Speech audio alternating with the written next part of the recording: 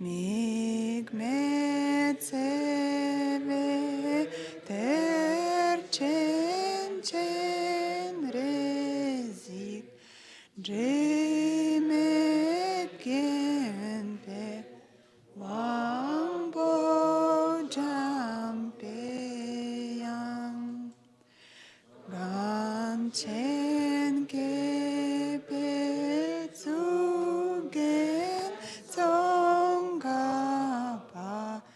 lobsan jakpe shabla solvade migme tseveter chen chen rezik jime genpe wangpo jampe yang ganchen kepe tsugen tsongkapa lobsan dakpe shabla solvade.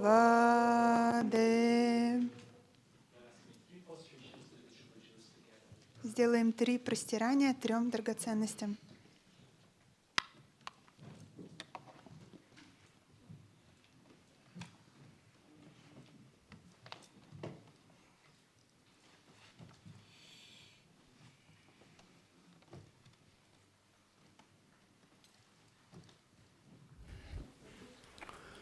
Page 4.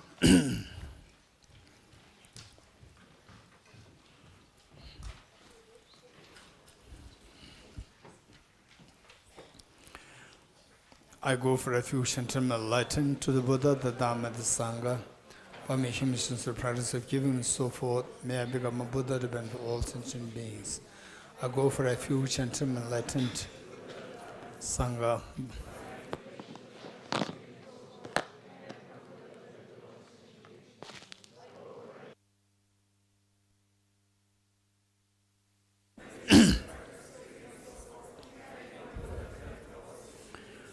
Sanje joda zoge jonam dai janju bardu dani gyabso che dage jinso gebe zonam ge jola benje sanje jobara jo sanje joda zoge jonam dai janju bardu dani gyabso che dage jinso gebe zonam ge Rola benjir sanje rubare jo, sanje joda zoge jonam, chanjo bado dane gyabso che, dage jinso gebe sonam, rola benjir sanje rubare sho. Om ye dharma etu prabhavam, Hetum tesham datagato yevatat tesham chayo nirodha evam bhati mahashramanaye swaha Om ye dharma hetu prabhavam Hetum tesham dathagato yevatat tesham chayo nirodha evam vati mahashramanaye swaha Om ye dharma hetu prabhavam Hetum tesham dathagato yevatat tesham charyo nirodha evam vati mahashramanaye swaha. All phenomena arise from causes, and the causes taught by the Tathagata, the cessation causes as well as taught by the grace here. Tiyata Om Gati Gati Paragati Paragati Parasamgate Bodhisattva Om Gate Gate Paragate Parasamgate Bodhisattva Om Gate Gate Paragate Parasamgate Bodhisattva.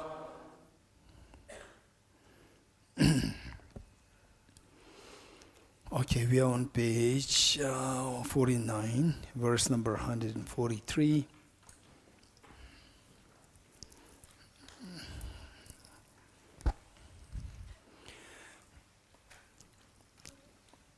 So for anything it says reasoning of dependent origination to establish the view of selflessness. So understand dependent origination. We talked about that dependent origination and the emptiness. These are the two sides of the same coin. 143. So for anything emanated by a magician or anything emanated by causes, if what is produced exists intrinsically, then examine where it comes from. For example, the things, they come to existence by dependence. And dependence, there are three levels. Dependence on causes, conditions, dependence on the wholes, dependence on the parts, and dependence on mere mental designation. So, on the things come into existence by dependence, by dependent origination, is like the magician creating the magical illusion. Just the magical illusion comes into existence where the magician creates, so which is not the truly real. Likewise, what is emanated, what is created, what is produced by the factors dependent on which things come into existence, they are like illusion. These two, how they operate, they are very similar, but not identical. They are similar. So for anything emanated by magician or anything emanated by causes, if what is produced exists intrinsically, then examine where it comes from. So if you think that they exist intrinsically, with ultimate analysis, when you examine where it comes from, where it goes, for example, no coming, no going. You remember? No coming, no going. Where is it from? Where is it taken from? From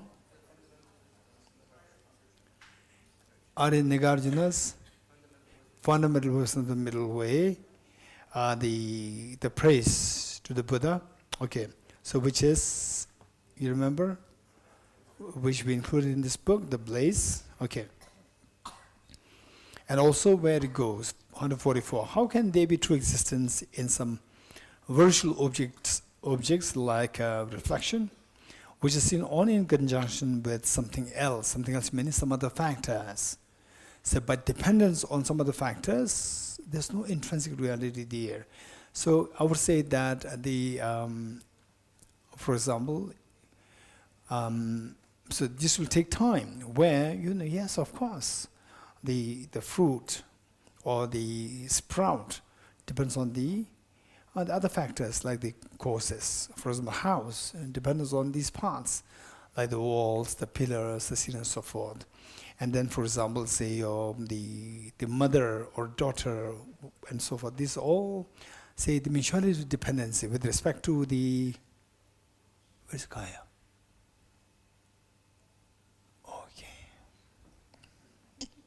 Okay. And say, by mutuality of dependency, with mutuality of dependency, then we see that the things come and say, yes, of course, I understand. But still, is illusion like? I don't see that, right?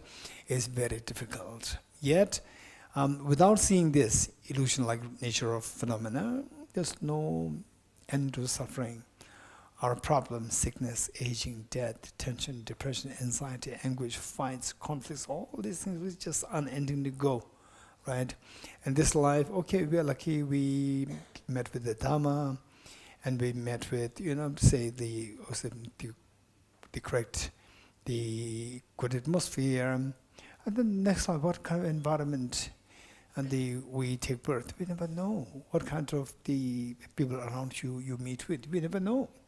Very scary. So therefore, we have to see emptiness in this life. If you don't see that, no matter what practice that you do, no point. See, even sitting for meditation, samadhi, deep samadhi, where you really cut off from the desires, for the sensual desires, you take by the formless realm, and then again, if you without the wisdom emptiness, like the two teachers of the Buddha Shakyamuni, again, at one point, the karma to throw you into the formless realm. The finishes, again, you have to come back. Again, sickness, aging, death, tension. This is just endless. So, wisdom emptiness. Somehow we have to work on this. If we don't work on this, then I would say, after seeing this, knowing this, and then not going into this direction, this is the greatest of the deception for the individual. Okay. 144. How can there be true existence in some virtual object like a reflection, which is seen only in conjunction with something else, meaning that conjunction with something else, with some other factors?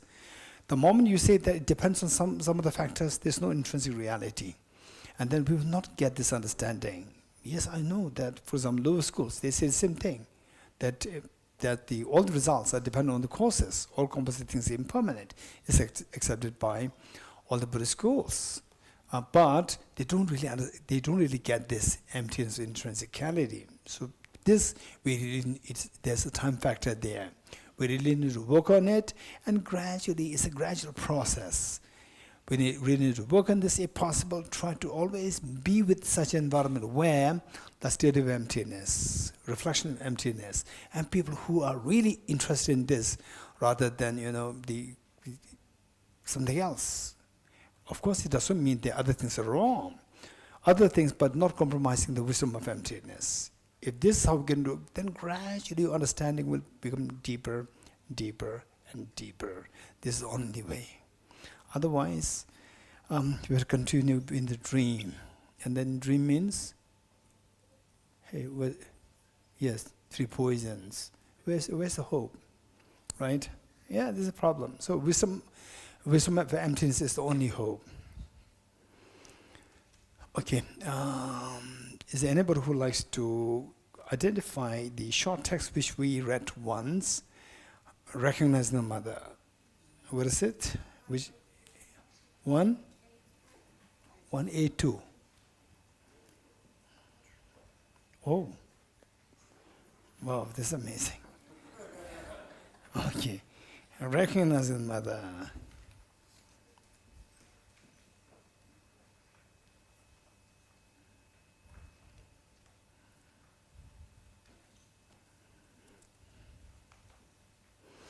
Verse number 4, page 182, verse number 4. So this will tell us why, without emptiness, you are lost. O my undeceiving mother, referring to emptiness. O my undeceiving mother, you the emptiness, you have betrayed me. Because thus far you have been running away from me. You're always showing me a different face, objective reality, no emptiness. No emptiness of object reality, showing the object you are running away. You are always hiding behind the object reality. So you have betrayed me all the times. So I hope to be saved by my brother, the dependent arising. By understanding dependent arising, then I'll see my mother who is hiding behind the objective reality, perception of object reality. Yet it is ultimately through your kindness. Whose kindness? The mother's kindness alone, O mother, that I can hope to be freed. This is the only way, the wisdom of emptiness. This is the only way by which I can hope to be freed. Okay, let's not forget these things. So with this mind, 144, how can there be a true existence in some virtual object like a reflection, which is seen only in conjunction with something else? The moment things are dependent, the objectivity, intrinsicality is not tenable. So it's like illusion. 144, reasoning to establish emptiness from the viewpoint of the effect. 145, for a functional thing that is existent. So now if things do exist objectively, if things exist, say, if the flower already exists, what's the need of the seed of the flower? You agree? If the flower is already there, what's the need of the seed of the flower? What's the need of a cause? Seed of the flower should be the cause. What's the need of the cause? Because the effect is already there. Then again, if that is non-existent, if the flower is not there, then what can the seed do?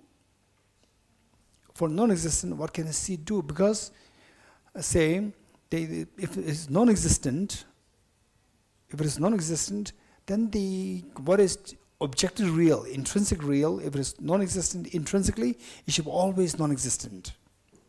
So if it is always non, for example, like say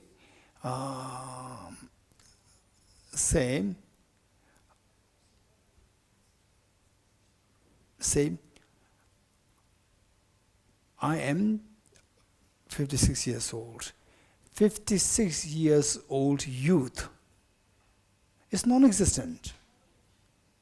56 years old person's youth is non-existent completely. It will never happen.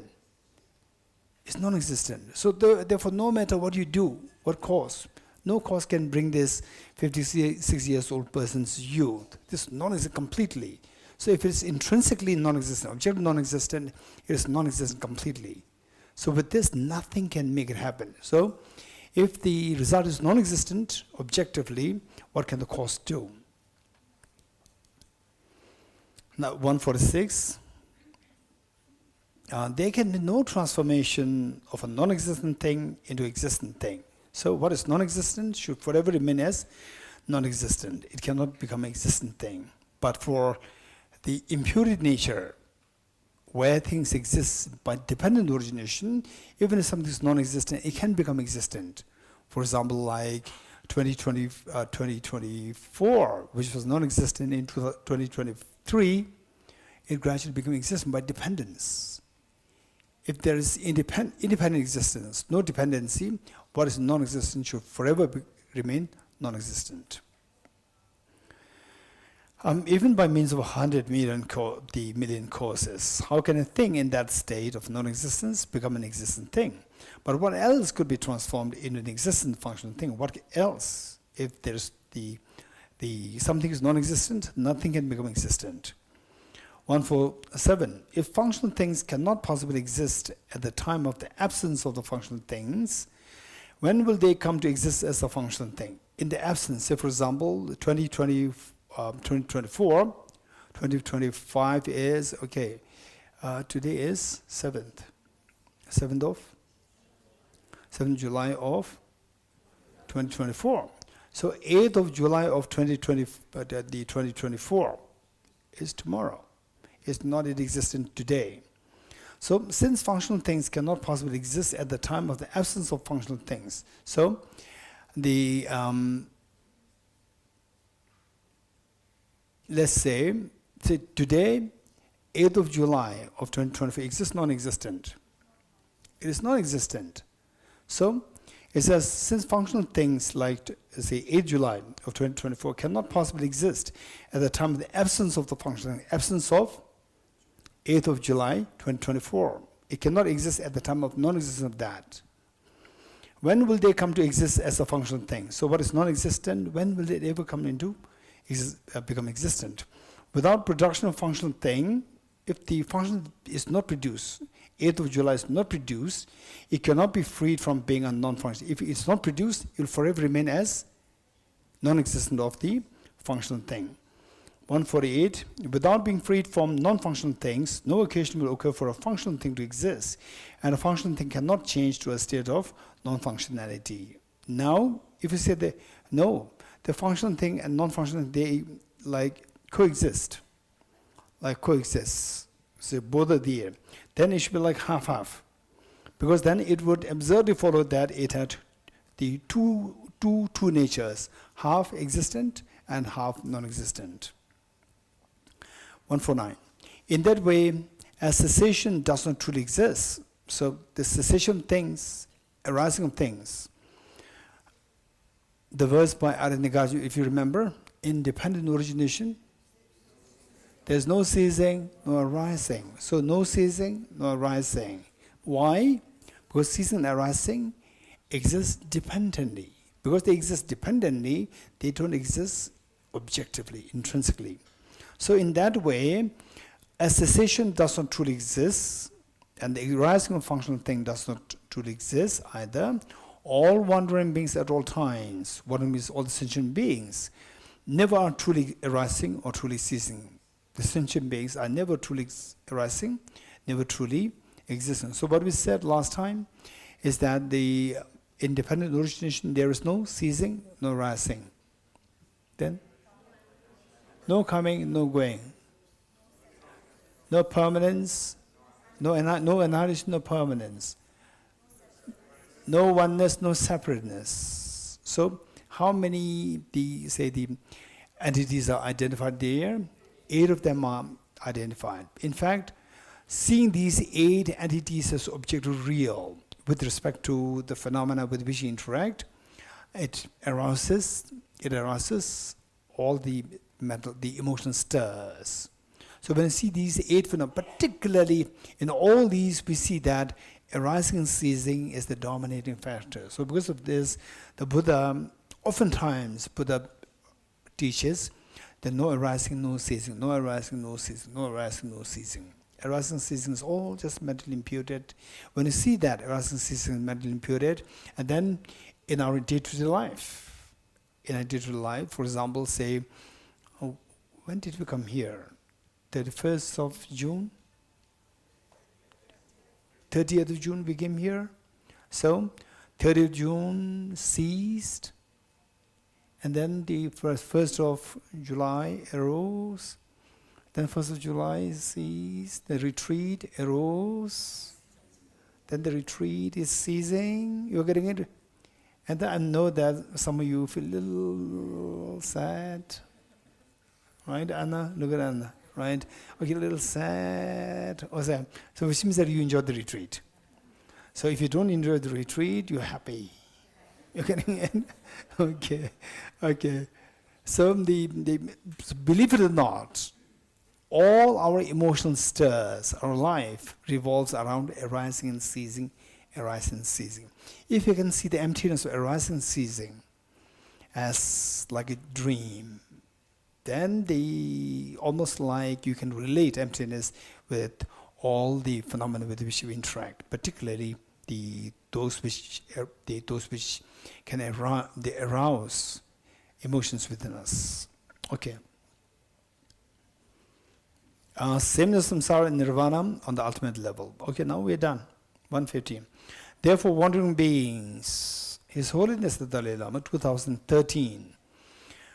The early morning, 2013, one early morning, I received a call from the secretary of His Holiness the Dalai Lama when His Holiness was in Delhi, 2013. How many years ago? 11 years ago. And the secretary said, His Holiness wants you to be here. So I just rushed. And then His Holiness gave a detailed explanation, briefing, explanation about what should be the purpose of Tibet House in detail. And then His Holiness also indicated that when Tibet House organizes some bigger programs, you can also introduce taking the Aspiration Bodhisattva program. Then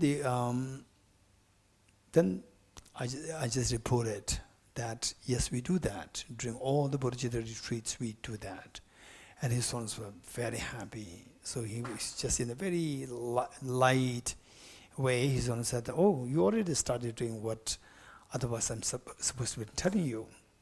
And then His Holiness said that as a part of this, taking the Aspiration Bodhisattva vow, you can read this section related to this, taking the Aspiration Bodhisattva vow. Is about this sameness, samsara, and nirvana. Not this start is given there from verse 150 through to the end of the wisdom chapter. So read this.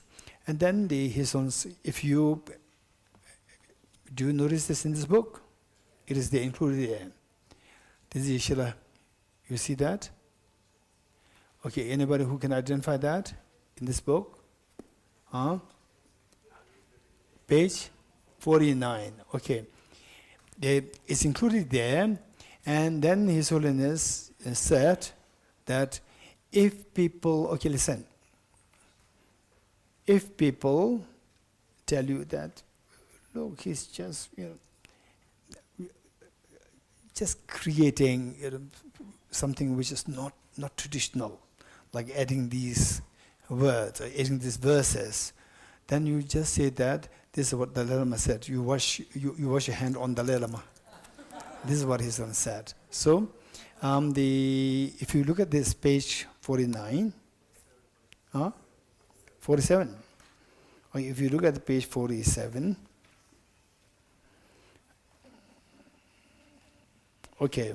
If you look at the page 46, the annotation. In the annotation of wisdom of emptiness, so what I wrote there is that to unveil one's Buddha nature, one needs to meditate on the wisdom of emptiness, which removes the two mental obscurations, afflictive obscurations, cognitive obscurations. Unlike the meditation on emptiness in the section on renunciation, here it is specifically meant to cleanse the mental obscurations of self-grasping, ignorance, and self-centered attitude, so as to achieve complete enlightenment as part of the practice of Bodhisattva. Meditate on emptiness using any method you are familiar with, such as raising of the four essentials to discern emptiness, page number 308, or the stages to emptiness, page number 305. In accordance, okay, now this section. In accordance with His Holiness Dalai Lama's advice, a few verses from Wisdom Chapter 9, from Bodhisattva Shantideva's Guide to Bodhisattva's Way of Life, are to be reflected upon at this stage. So this section I added, because that this is what His Holiness advised that morning, and I added this here. So all these were added in line with this. Okay, so now we see that this is more like, say, the summary, more like the practical advice, how we should be doing, what we should think about your Dharma practice, and so forth, coming from Bodhisattva Shantideva to 1,200 years ago. Okay, so let us read this very carefully. And reading these texts, reading this very standard text, will give you confidence. Okay, I don't really have to listen to this guy, Dorji Damdul, or to this person, that person, so forth. This is what is said there in the standard books. So, if you see these very standard books like Bodhisattva Shantideva's text, Acharya Chandragiri's text, or Nagarjuna's text, and so forth, and particularly more precisely, I would say, Are Maitreya's texts, Abhisamaya Alankara. When you see these texts, then your confidence to follow the path in a very comprehensive way, not just one-sided, forgetting emptiness, forgetting bodhicitta, do something else, just something else. Very partial path, you will not stray into these paths. So let us see what Bodhisattva Shantideva has to say here. Therefore, wandering beings, meaning sentient beings, we all resemble dreams. Upon analysis, they are like plantain trees. They are like dreams. No one exists as intrinsically real. Whether they release or not from sorrow, ultimately there is no difference. Whether you release in the form of having attained nirvana, become arhat, or become Buddha, or as a sentient being, in both cases, there's no intrinsic reality. So if you abide in this experience of the emptiness of intrinsic reality, we see the oneness of the two. So whether you release from samsara or in samsara, you abide, both are empty of true existence, and then see how your mind responds to this. So your mental turbulence, which we never experienced before, actually is there, even now. Or how many feel okay, calm, cool now, resents? How many feel calm? Okay, if you think you feel calm, if you get the glimpse of emptiness, you will see the contrast. That what you thought that you are calm and peaceful, actually you are not calm, there was disturbance there. So this disturbance was not visible when you are fluctuating into like this disturbance. then this disturbance is not disturbance. But when your mind really stops in terms of the responses, involuntary responses, then you can feel that earlier my mind was constantly in this, the turbulence. You could feel that. So this is the meaning. Ultimately, there is no difference. Just feel the emptiness and then see how your mind responds. You see the calmness. That is the meaning of the transcendence of sorrow, is absolute peace. Okay. Advice on the need to strive to realize emptiness. So therefore, if in a practice wisdom of emptiness is lacking, then you are being disservice to yourself. In your meditation, if the wisdom of emptiness is missing, you are doing disservice to yourself. So let's see. Advice on the need to strive to realize emptiness. What is the reality? With all phenomena empty in that way, empty of objective reality, what is there to gain? What is there to lose? Say, we always strive to gain something. We're worried about losing something. It's all because of not seeing emptiness. And who's there to respect? And we seek respect. We want to run away from being somebody's being scornful us. So all these you transcend. Your mind is not affected by these things. 152. From when does pleasure or pain arise? What is there to dislike or what is there to like? When investigated at the ultimate level, what object is craved by which agent? This is all like illusion. Your craving stops. 153. Upon analysis, what world of living beings is there that will die here? We are worried that we'll die. We have a fear of dying. So when you see the emptiness and the stable experience of emptiness, the fear of dying also disappears. That will die. Upon analysis, what world of living beings is there that will die here? Who's there who will come into existence? Who's there who has existed? Who is a relative and who's a friend? So this, say, they seeing the oneness of your near and dear ones, and the being oblivious to the distant people. This demarcation or this biases will stop. 154. Those of my type, please understand that everything is like space. Just in space, there's nothing to identify this or that. Likewise, with all the objects in the eyes of ultimate analysis, objectively, there's nothing to identify with this or that. Drawbacks of samsara. But those wishing for happiness for self get agitated and overexcited. Wishing for happiness for self, meaning for thinking that this objective self and wishing happiness for that self, these people get agitated and overexcited, which means without the emptiness meditation, we are doomed to suffer in that form, agitation, overexcitation. 155.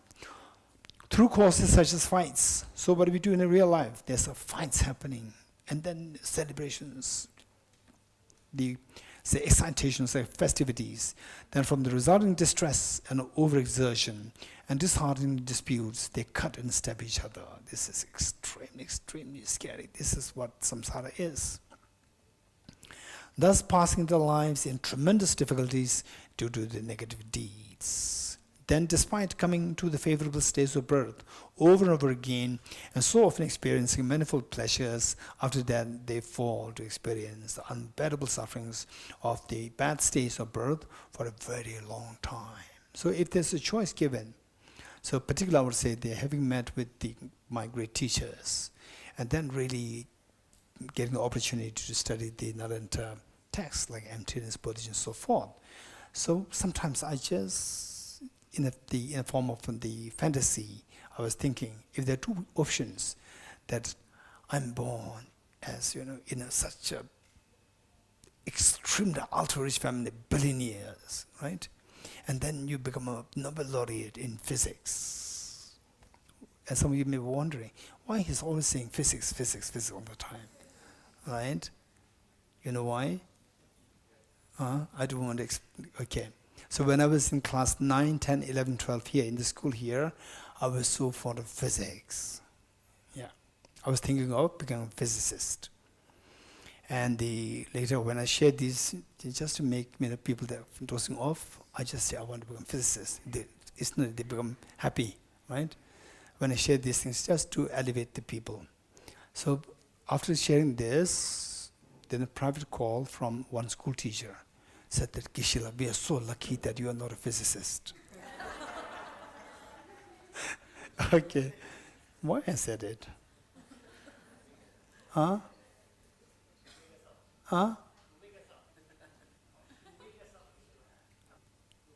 That I know. So related to the text. Related to text. Huh? Oh, yes. If I'm given choice, that you are the ultra billionaire, say the family's son, and the Nobel laureate in physics, right?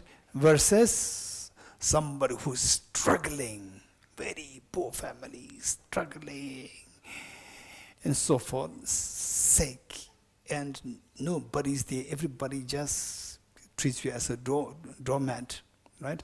But you meet with the Nalanda tradition, wisdom of Bodhisattva. Today, if you ask me which would you choose, 100% I will choose the second one. People let them treat me as a doormat, but I am with the key, master key to the liberation. Nobel laureate in physics, ultra rich. What is a matter of maximum 80, 90 years after death? What will happen? Nobody knows. Whereas with this master key, you in this life you are suffering so terribly. But with this wisdom of emptiness, as taught by the Buddha, Bodhicitta, this master will key the gate of the heaven in the future. To liberate. This is a wise approach. Okay, so this is what is mentioned here, 155. Through causes such as fights and festivities, then from the resulting distress and overexertion, and disheartening disputes, they cut and step. Okay, 156.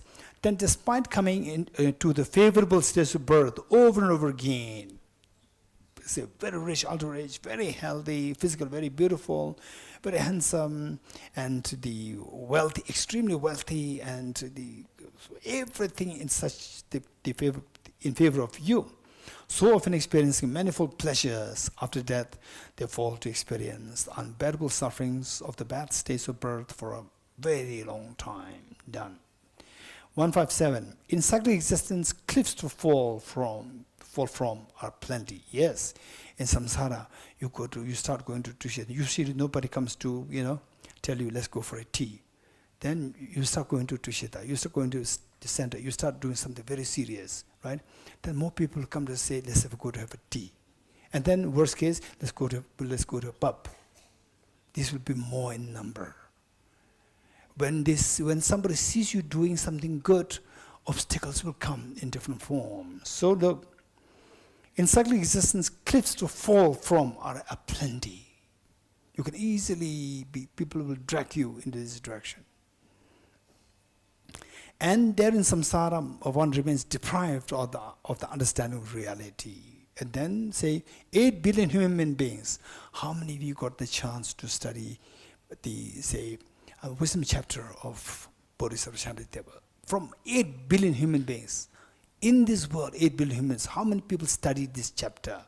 So most likely, what people do, chapter 1, 2, 3, 4, 5, 6, 7, 8, and the 9 skip, and then jump to direction prayer. Many. So what I'm saying is that this is how it is so plenty that we don't meet with the teaching on emptiness. Okay. 157. In cyclic existence, cliffs to fall from are plenty, and in samsara one remains deprived of the understanding of reality. Since samsara and nirvana mutually contradict one another, one unceasingly cycles in samsara. In cyclic existence, the realization of the reality is absent. To know the reality, which alone will save us from having to shed the tears, this is almost non-existent. 157. There too, are incomparable and unbearable oceans of suffering beyond any end. In samsara, there's little strength, the lifespan is too short. There as well, with activities for longevity and health, with hunger and exhaustion, with sleep and harms, and likewise with fruitlessly keeping company with childish people.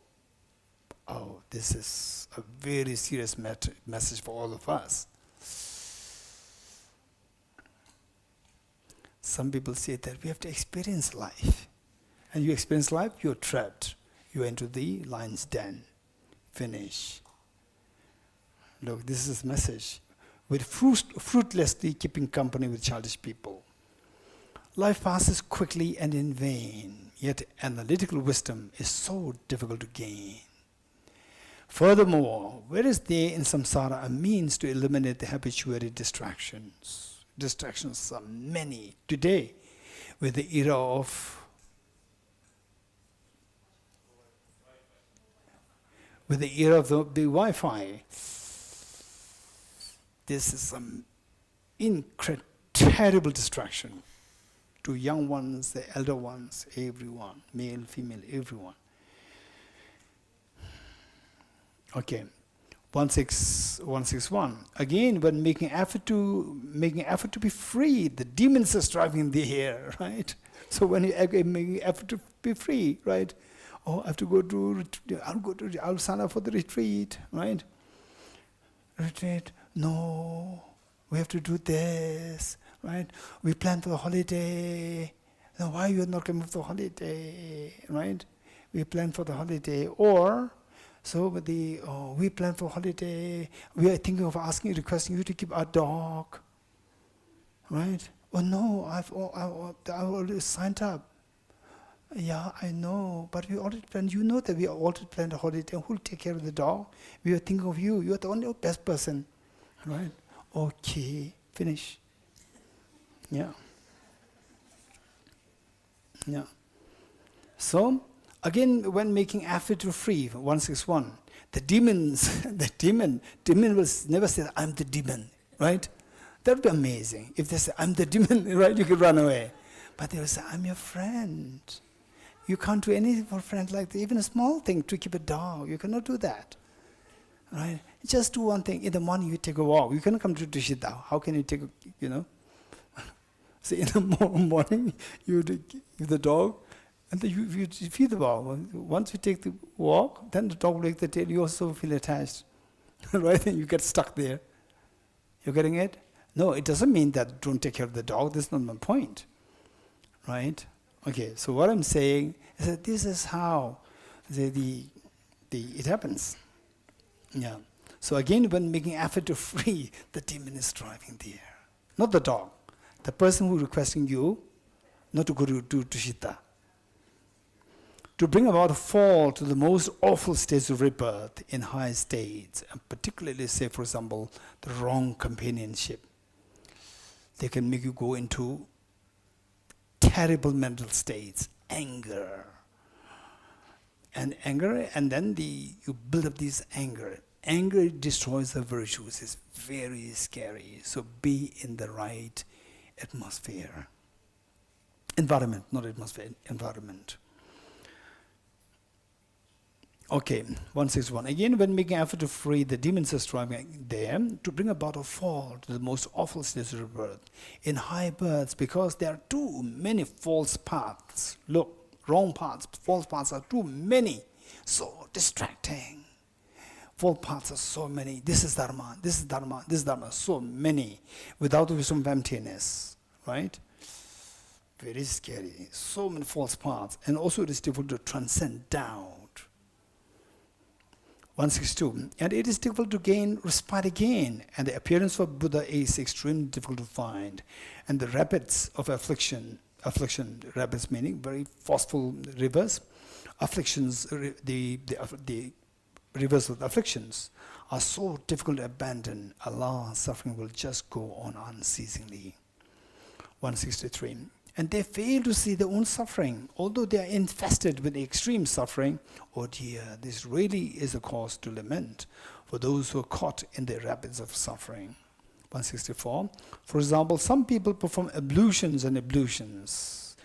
then they jump into the fire again. They think that this is the Dharma. Even though in terrible states of suffering, they believe themselves to be happy.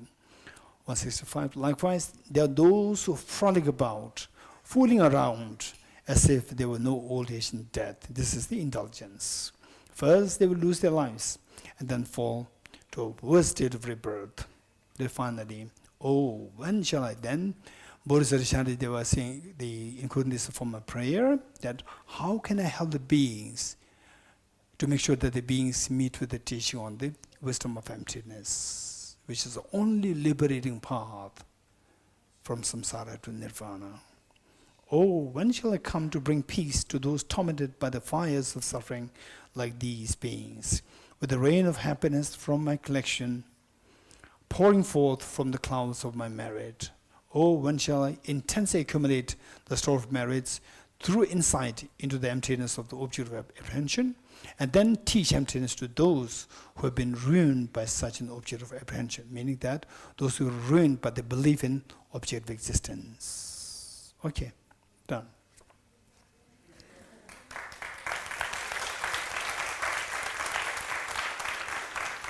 Okay, so as auspicious indication, usually just read from the initial the text briefly as a gesture of continuing the teaching of the Buddha continue spread. It's not just end. It's not end. It's to continue. A guided Bodhisattva's way of life by the Bodhisattva Shantideva, Chapter 9, Perfection of Wisdom. The need to generate the wisdom to realize ultimate reality. The sage propounded all these branches of teachings for the sake of promoting wisdom. Therefore, those who wish to pacify suffering should generate wisdom. As said in the Two Truths, conventional ultimate, these are accepted as being the two truths. The ultimate is not the object of dualistic mind. The dualistic mind is spoken of in relation to the conventional truth. In light of that, the world is divided into two types, yogis and common people. And regarding that, the world of common people is undermined by the world of the yogis. Through differences in the intelligence, the views of the yogis to undermined by the progressively higher ones, by means of examples accepted by both, and because unanalyzed, both engage in practice for the sake of the result. Okay, we'll stop here. And okay, so let me just quickly wind up what we learned the last 7 days in the form of two lines composed by Acharya Dignaga. Acharya Dignaga, in about like the 6th century AD. 6th century AD, Acharya Dignaga, he wrote these two lines: the one who is transformed into the reliable guide, motivated by altruism to benefit sentient beings, the teacher, Sugata, and protector, do your prostrations. Okay, so these two lines were composed by Aranigarjan, the Acharya Dignaga. And how this came into existence, just let me share with you. Acharya Dignaga, he, by the way, is very interesting. When he was about like 9-8 years old, in those days, 1,000 years ago, schools is what? Say one wise man, most likely one wise person is there, and then his house is the school for all the boys and girls in the village. And oftentimes, when the weather is good, under the tree, that is the school. And Acharya Dignaga was one of the students there, just aged like 9 or 10. And by the way, tell me, so when did we, what was the time we were supposed to wind up this class? 4:30. What did we say? 4 or 4:30. Okay. Okay, flexible. Thank you. Okay. Oh, yes. Yes, thank you. I must do it. There's so much enthusiasm there, Natalia. Yes. Okay. So what happened was that this boy, the teacher, he taught that there's a self which is permanent, unitary, and independent. He taught this concept. And all the boys and girls after class, they left. In the night, in those days, no electricity.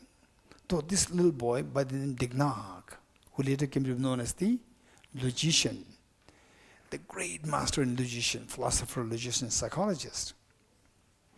What he was found doing by the other boys and girls was that he stripped himself naked. This boy, age 9, 10. Then he was holding a lantern, the light, and looking for something. And all the boys and girls around, they were so amused, right? They were so amused. It was so funny. This boy, Dignaag, he went crazy, right? He stripped himself naked, and then with the lantern, he was looking for something. So tomorrow it was the excitement to share with the teacher. The moment they reached the class, they said, "Sir, Dignaag, this is what he was doing last night, stripped, naked, and he was with the lantern looking for something." And they thought that the teacher was going to laugh. And the teacher became very stern, like a stone. Become very stiff and like a stone. And the boys and girls, they were confused what happened. Right? They thought the teacher was going to laugh. And the teacher said, "Dignaag, stand up." And Dignaag stood up and said, "Did you do this?" And he said, "Yes, sir." The teacher said, "Get out." And he said, "Thank you."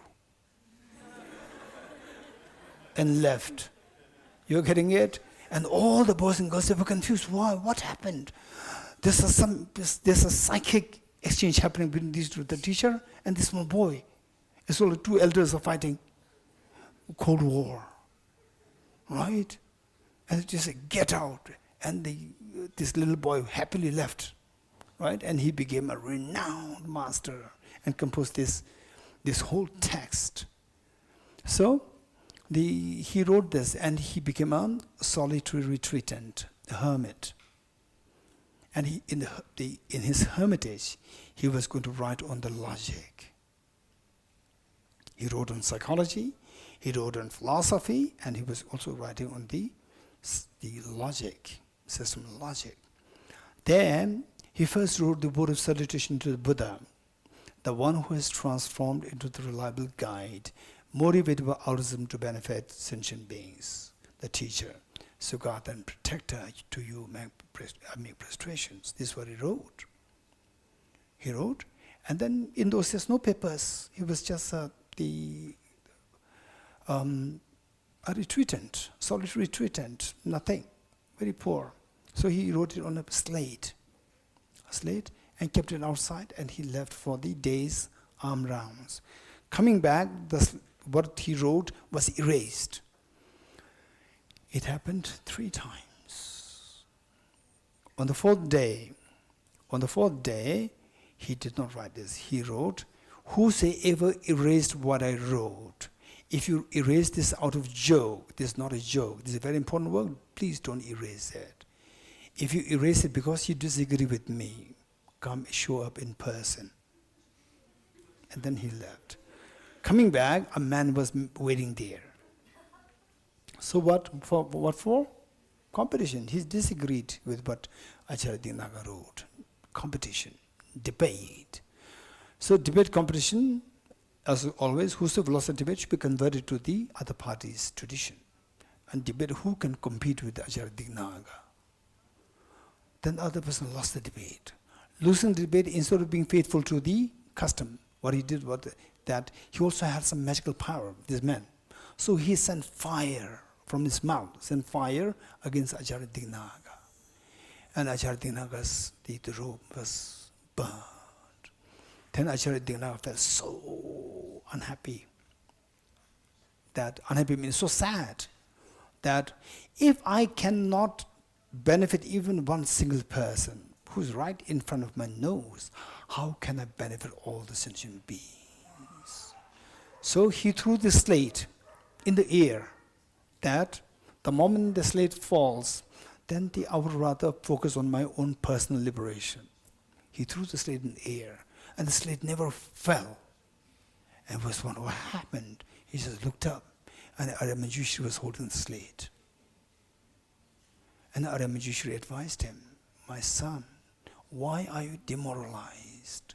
Continue with your work, the composition that you work on. This will become the eyes to open the wisdom eyes of all the beings, innumerable beings in the future. I'm always there to bless you. So this is the message given. So this is text. Then 100 years later, another great logician, psychologist, philosopher, master, Acharya Dharmakirti came. Right? How many of you have been reading this? The one who has transformed the reliable guide, motivated altruism to benefit sentient beings, the teacher, Sugata, and Prestations. How many of you have read it? Minimum 7 times. Read sense? Minimum 7 times. Almost all of us. So some of us, we did not see this. You know why? Some of us, we do not see these 2 lines in the morning. Because alarm clocks don't work. Right? Okay, so what I'm saying is that 100 years later, again, another great master, Himachal Dharmakirti, he read these 2 lines, and we read it so many times, but nothing happened.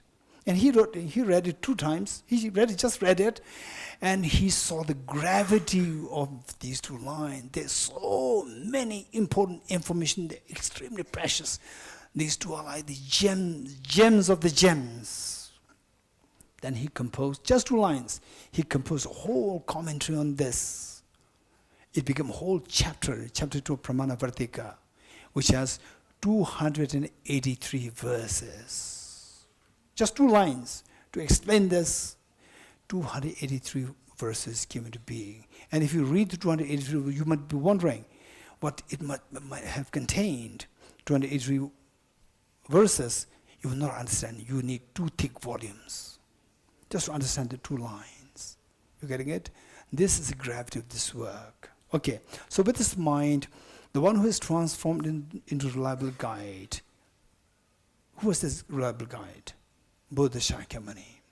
He was transformed. Transformed meaning he was not a reliable guide before. He became. So which means that if he became, we can also become. So it is hope for us. It inspires. Not that, full enlightenment, born as enlightened one. No. He transformed. We can also be transformed. Wow, this hope for us, number 1. He transformed. How? Through 4 steps. Motivated by altruism to benefit sentient beings. The motivation. Being in the palace, seeing so many instances of injustices, cruelties and so forth in the palace, where the princely boys, they abuse, they starve, they abuse the girls and so forth. All these things are what he was seeing. And the unnecessary penalties, punishments were given to the people. He was seeing all these things. If this is what is happening in my palace, the same thing is happening in the other palaces as well. How many people suffering so much? If I become the next king, at the most, I can work for my own small kingdom. Even this, look at my father. I'll become somebody like my father. He could not even take care of his own kingdom, palace. So this is not my job. I have to look for a bigger thing to benefit all the sentient beings, motivated by altruism to benefit all the beings. So then he left the palace to look for the solution. If I'm in the palace, I will never be able to serve all the sentient beings. So he left in search of the path, a solution. So he met the 2 teachers. Who were they? Acharya Alarakalam and Acharya Udrega. And meeting with these 2 teachers, reaching the same spiritual level as the 2 teachers, asking for more teachings, the 2 teachers, having said that you've already reached the same level as, you have attained everything. But the princess said, no, I've not found the path to liberate all the beings.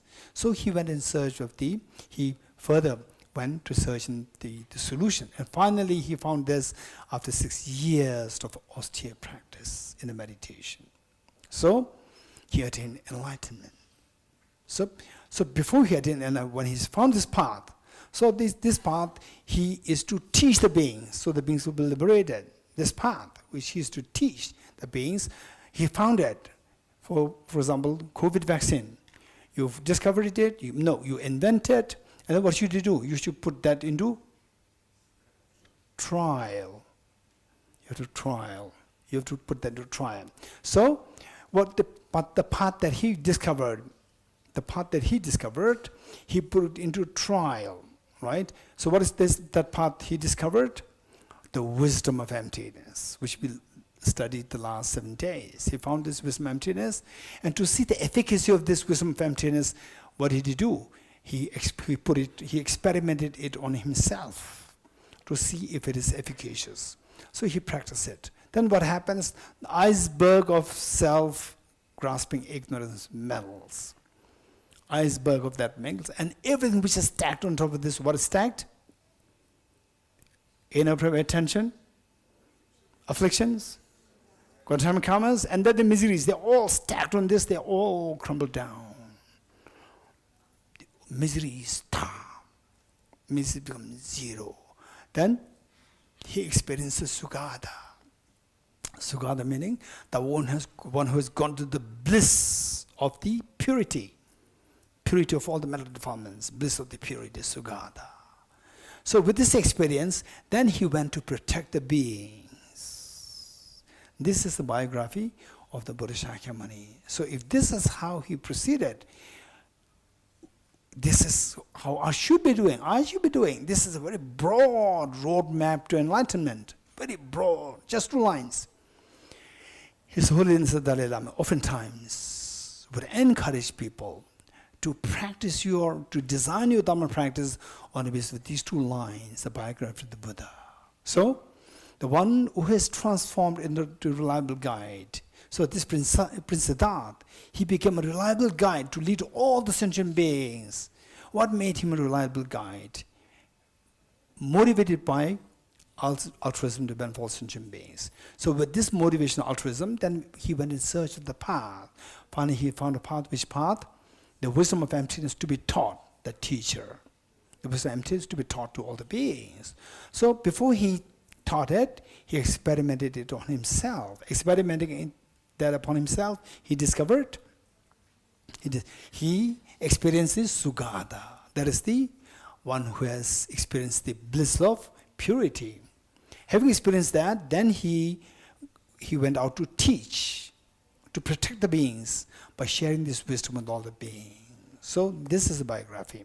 So for us, say we need to cultivate the altruism to benefit all sentient beings, bodhicitta, and then look for the wisdom which we studied. So it is like just a mere intro. Our job is to go for further studies. Don't beat around the bush. Don't dig too many wells. Don't beat around the bush. If you really want to stop the tears of samsara, then just go. But we are so fortunate to have met with the Narada tradition. Go directly to it, penetrate it, and make yourself realize, very confident person, now I've found the path, right? The path, the wisdom which the Buddha taught all the beings. You experience it yourself, you experience the degrees, some degrees of Sugata. With this, then you continue to share your wisdom with other beings to protect the beings. Okay, so this is how we can summarize what is it. Okay, now, very quickly, the wisdom of Natalia, the emptiness of the mind. Okay.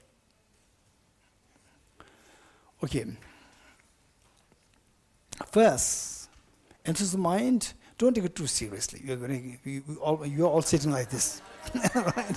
No need to do that. I'll make it very simple. You're getting it? And then you apply it in your room. Right? Okay. So, let us be very honest. How many of you are little pleasantly exhausted pleasantly exhausted the last 7 days. Little bit pleasantly exhausted. Listen, be honest. Be honest. Very good. Okay.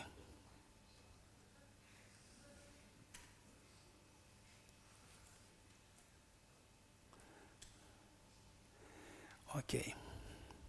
I, Bhumika, am little exhausted.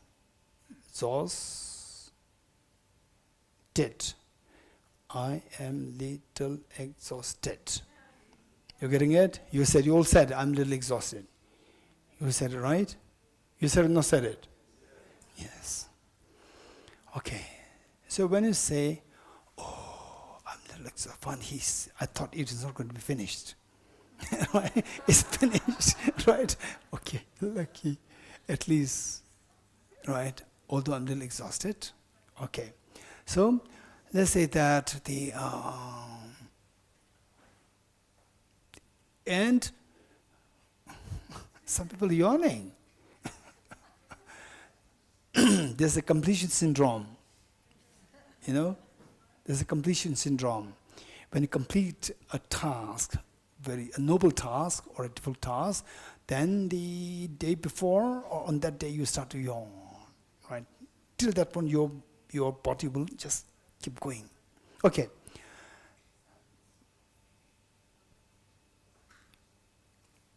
Say in a corner of the hall, there's a room.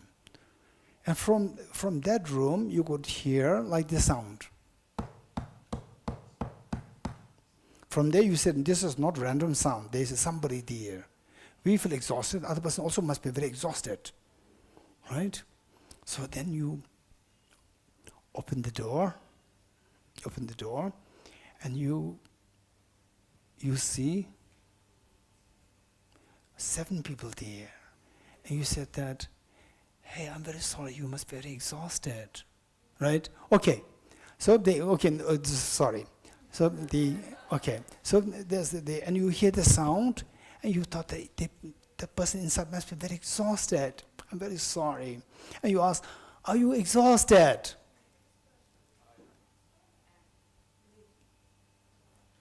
Louder. Mark again. Exhausted. What did you hear?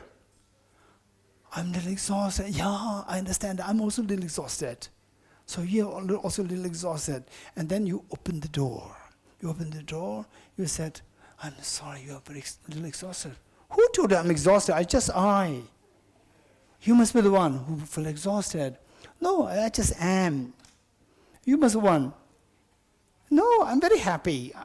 I'm full of energy. I just leave. I just a toe, right? X. Okay. X and Zos. Ted. Right? Okay.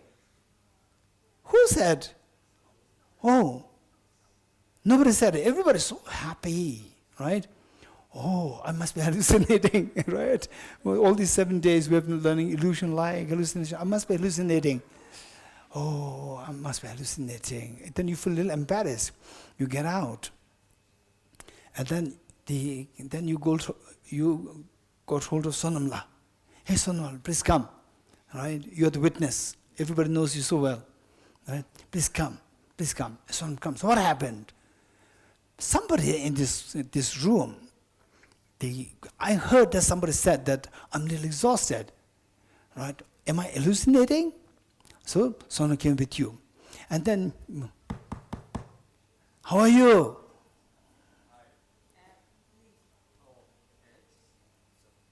Hey, what happened? Okay, okay, so did you hear somebody said, I'm a little exhausted? Yes. Am I not hallucinating? No, you're not hallucinating. Oh, I'm glad. Again, both of us open the door and you ask, right? So nobody said, I am exhausted. What is this? This is exactly how our mind works, right? When you go objectively, right, nobody said it. But if you don't go objectively, listen, I am little exhausted. This undeniably you heard it. Undeniably you heard it. This reality is not, you are not hallucinating. But when you go objectively, it's not there.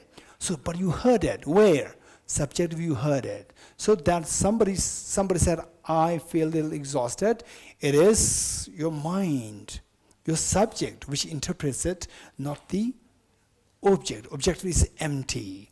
Likewise, this is how our mind works.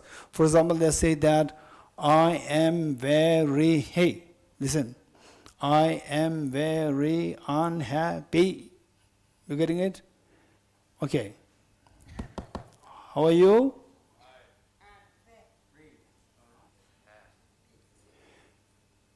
Again, you heard. What did you hear? I'm very unhappy. You feel so sorry. You must be very unhappy. You say, no. Who said? I'm very happy. Right?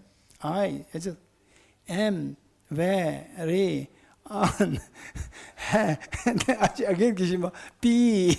Right? I just said P. So what's the problem? I'm very happy. I'm very happy. P. Right? Who said I'm unhappy, right? But you undeniably heard somebody who said I'm very unhappy. You getting it? But objectively, you say nobody said it, but you undeniably heard it. So this is exactly how our mind works. So let's say that, okay, now after this retreat, I'll be very unhappy. Again, I have to go back, work, this, that, and so whatever. I'll be very unhappy. Who's saying this? Your mind is saying this. Your mind, we said I'm unhappy. There are 7 moments of the mind. I am very unhappy. There are 7 moments of the mind, right? First moment of the mind says, I, and left. Second moment of the mind comes, right? First moment of the mind did the job, I, and the second moment of the mind came, we said, am. And the remaining moment of the mind, they're yet to come. Second moment to come and said the am, and then left. Then third moment came, we said, where, right? Where? This is where. What is the I'm very unhappy? No, I just said where, and left. Its job is done. Next moment of mind comes, then left. Job done. Next, left. Then next, left. And last one, P and left. Last moment said what? P and then left. You're getting it? And left. No single mind said, I am very unhappy. But undeniably somebody said, you are unhappy. Yes, I am very unhappy. But objectively when analyze, nobody said it. Where is this? Where is this undeniable reality of the having experience? I am very unhappy. Where is this? Objective is empty. You think like this is amazing, right? Amazing. So the moment you see that I am very unhappy individually on the objective level, when you see that nobody really said that one single moment of my mind said that I'm very unhappy. Instantly your unnecessary stress subsides. Your lightness will come to you. This is extremely powerful meditation. But you heard something. Yes, you heard it. How? All these 7 moments of the mind which existed in different times, your mind put them all together. These 7 moments, they did not exist together. Your mind put them together, which otherwise existed at 7 different moments. Your mind put them together and create illusion. I am very unhappy. You're getting it? And this is deceptive. Deceptive is not really from the object. Nobody said it. No moment of the mind said it. It's deceptive, but it's very precise. This deceptive is the truth. Because you undeniably heard it. Nobody can deny this reality. This is although it is deceptive, it is yet truth. This is what's said in the recognize the mother. You're getting, though deceptive, yet it is true. So if you meditate on your mind like this, emptiness of mind like this, is very powerful. Okay, done now. Done. Okay. Okay, there are some questions. Okay, there are some questions here. I would say that, okay, I would say that there's one question which I would say is very precious for all of us. One question. The question is that we talked about the self-grasping ignorance. And this is not the true nature of our mind. Yes, you agree? Self-grasping ignorance is not the true nature, but it's the root of our problems. And yet it is not the nature of our mind, the true nature of mind. And the true nature of mind is very pure. So true nature of mind exists since when? True nature of mind exists since when? Since primordially, since no beginning. And the self-grasping ignorance exists since when? Same time together, right? So, same time together. So one is so pure and was so impure. These are together. You're getting it? These are together, coming down together. So the gold with the mud coming together, gold is not pure. You understand what I'm saying? Gold and the mud coming together, gold is not pure, it's impure gold. So you say the pure mind, what is that? True nature of mind is so pure. And the mud, mental defilement, self-grasping is coming together. So which means the gold is impure. So why do you say that the true nature of mind is so pure? This is a very important mind. In the first place, the fact is that the true nature of mind and the self-grasping ignorance, true nature of mind exists since beginner's time. Self-grasping ignorance also exists since beginner's time. So these two are, in a way, where there's true nature of mind, there was the self-grasping ignorance. In the past, in the future, it's a different story. In the past, always they're together, right? Then why do we say that the true nature of mind is so pure? This is a question. This is a very complicated question. You getting it? Because it is always coming with self-grasping ignorance. Self-grasping is impure. So what makes you think that the other one, the part which is coming with the self-grasping ignorance, as pure? True nature of the mind is pure. This question. So since we don't have time, I'd like to give a very quick explanation with a little bit of interaction. Otherwise, I would have really spent more time with you on this. This is a very important question. So for this, I will say the true nature of mind is very pure.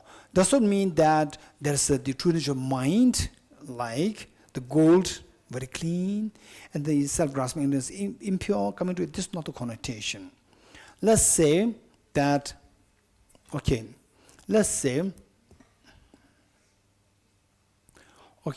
how many you know Yamuna River? Delhi Yamuna River. Okay, so in Delhi, but when you feel very thirsty, come to me. I'll get you Yamuna River to drink. Why? No way, it's very dirty. You're getting it? So the point is that Yamuna River is so dirty. Don't think that there's pure water there, and then there's some coming together like this. No. Our mind, if you can just do operation of a mind, you say that it's very dirty. Is very defiled, right? Now I am explaining what is the meaning of true nature of mind is pure. This is what I'm trying to explain. So this mind which is so dirty, right from the beginning, is very dirty, like the Yamuna River. So now let's say that I get hold of Yamuna River, water from the Yamuna River, and I offer it to you. You would like to drink?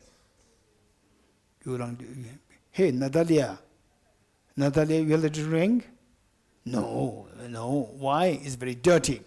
Now what we do is that I subject this water to purification process.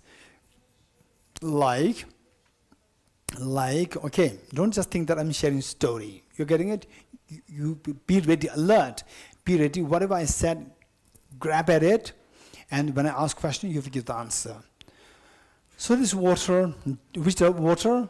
dirty water. I subject this to purification process like reverse osmosis and ultrafiltration.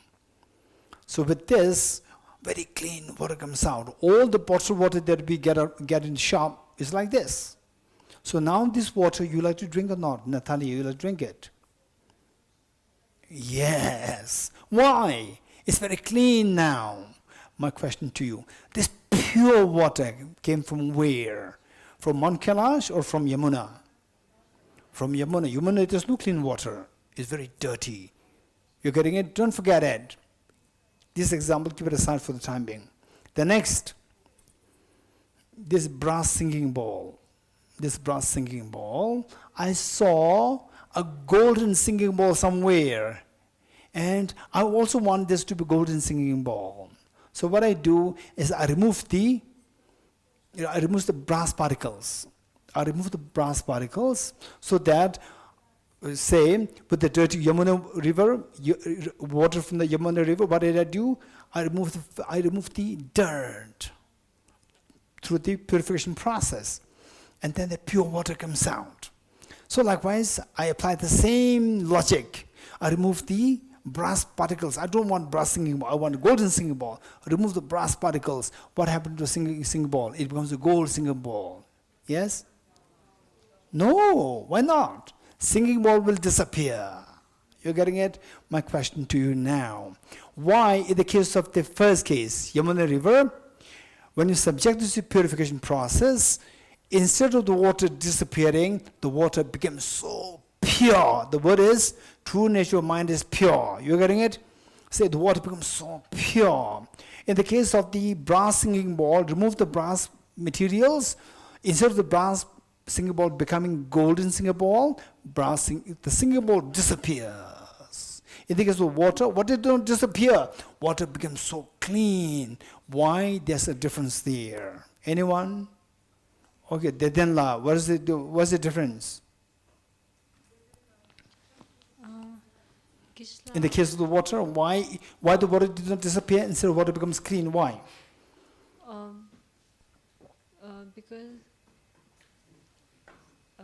Because water was water and the dirt was different, so you could.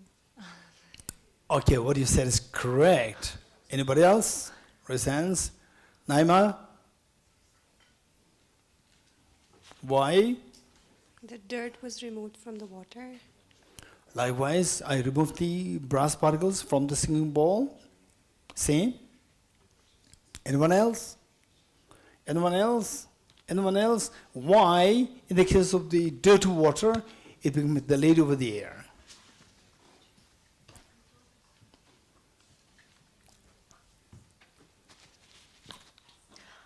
Потому что изначальная природа воды была чистой, а изначальная природа чаши, она не была золотой.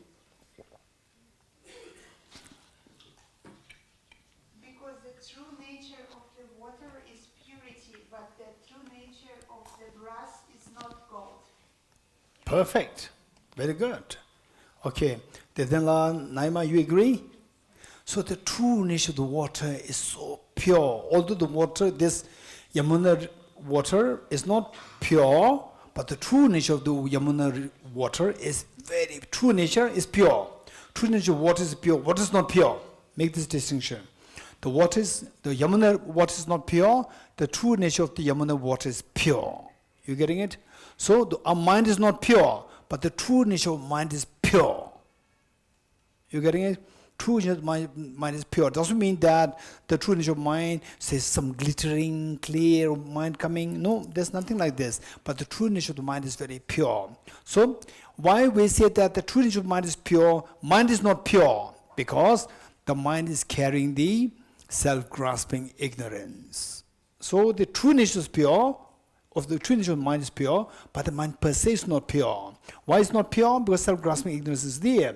Now, how do you know that the true nature is pure? Remove self-grasping ignorance. Purity manifests. This purity does not come from anywhere else. It's right there within. Remove the dirt. Say, when you remove the dirt, as Naima said, when you remove the dirt, as Dedana said, to separate, remove the dirt, You are remove the temporary, or you remove the adventitious stains of the water. You remove the adventitious stain or temporary stains. You remove the temporary stains, then the true nature will manifest. Whereas with the brass singing bowl, when you remove the brass, you are actually removing the true nature of the brass. So the brass disappears. The singing bowl disappears.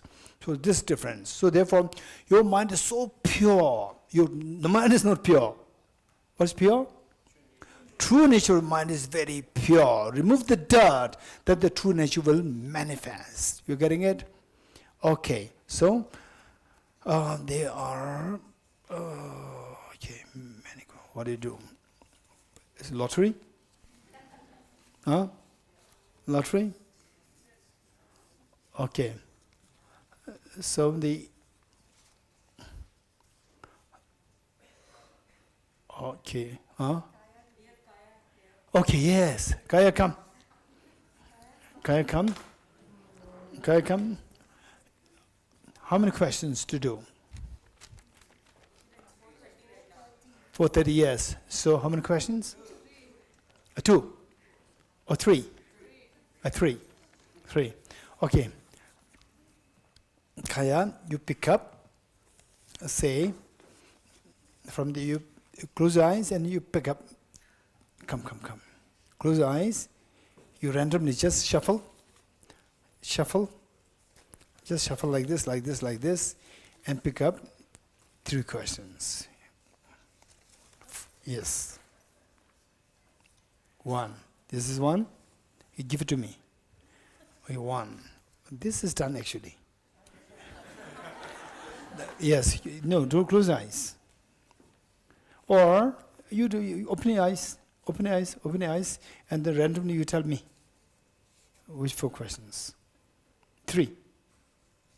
1. 2. Oh, seems the same person. Doesn't give same person. Okay. 2. Okay, 3. Good. Thank you, Kaya. Thank you. Okay, now you go.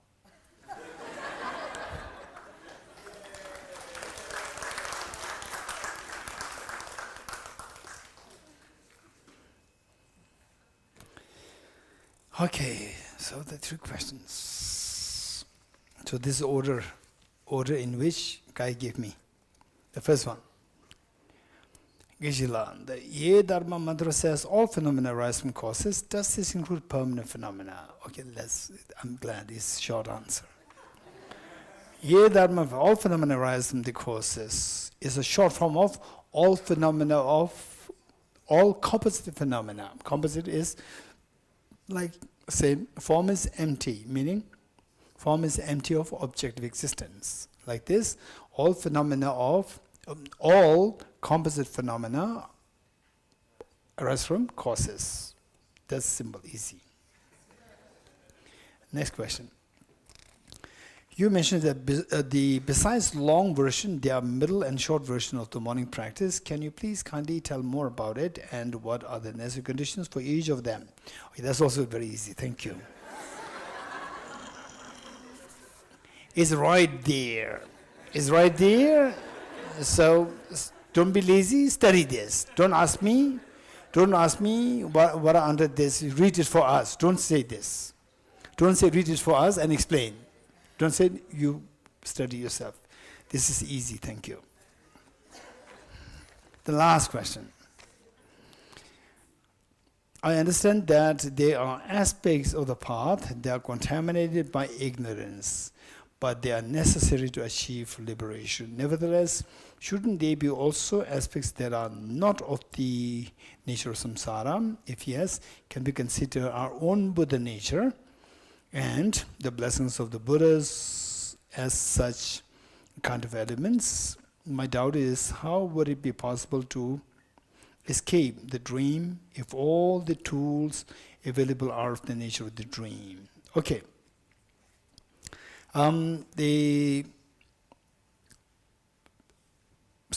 First I would say, yes, contaminated. Let's say that when you fall in the So first of all, what is uncontaminated, what's contaminated? So uncontaminated, the direct realization of the wisdom of emptiness. Uncontaminated, in simple terms, when your mind manifests true nature, which is so pure. Pure meaning uncontaminated. When the mind manifests true nature, right? When you see the emptiness directly, at that point, it coincides with the reality. So the mind manifests true nature once in a while, but it's not stable. Again, because of the imprints, they will pull you back into the, the seeing things objective, real, and so forth. So, it's not that only when you reach the enlightenment that the uncontaminated, the paths exists. It exists since the path of seeing. Gade, gade, para gade. Still there is a para sangati. Within that, for the Bodhisattvas, it has to be split into 10 divisions are there. So path of seeing, there you already have the uncontaminated path. It's not necessary that the uncontaminated path you will attain only when you reach the goal. Bodhisattva, not necessary. So this one part. And then the it says our own Buddha nature. So our own Buddha nature, as I said earlier, our mind per se is defiled. But the true nature mind meaning that the true nature mind is pure, is uncontaminated. But if you really look at where is uncontaminated, you'll never find it, because it is in a dormant state. Okay.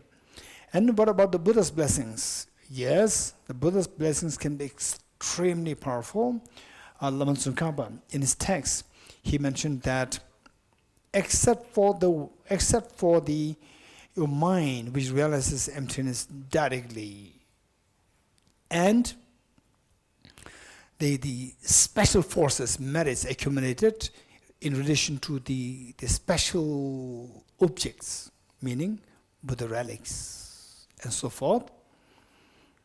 Otherwise, all what we do are related to making you move around samsara. You're getting it? So these two, the wisdom of emptiness one, and the other one is the power of the special objects, like Buddha relics and so forth. Then my doubt is, how would it be possible to escape the dream if all the tools available are of the nature of the dream? Okay, this is a good question, but oftentimes what we suggest is that a good philosopher or good practitioner is that you think of it seriously, think of these things seriously with examples, think of multiple examples.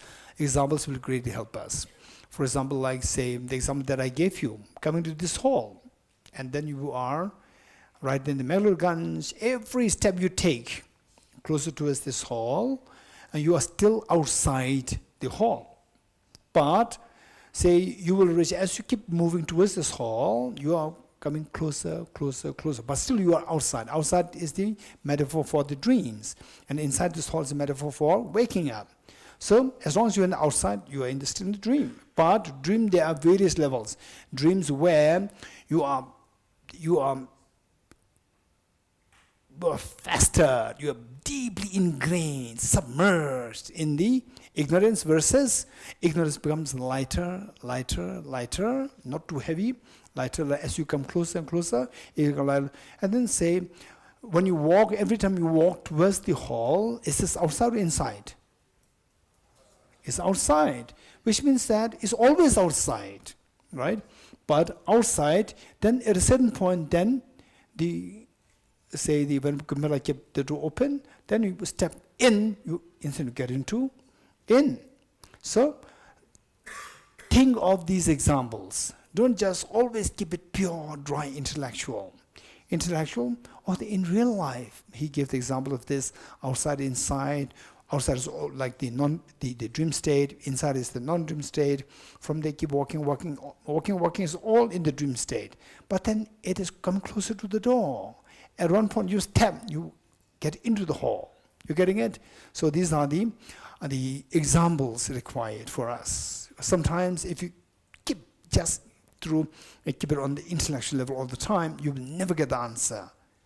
Although the answer is there, but you'll never feel satisfied because that your mind, that hardware is not too sophisticated. So for that, you require examples. Examples will help you instantly click the point. Done. Right? So there are many questions there.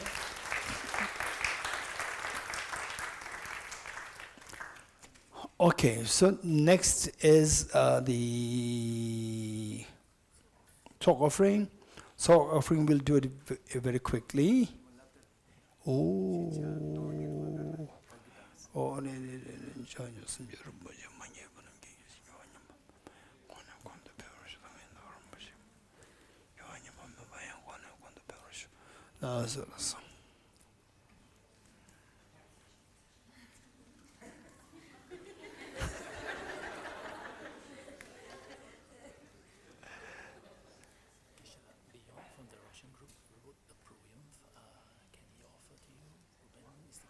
what? He wrote a poem. Who? How long? How long is that? Right now. Okay. Good morning.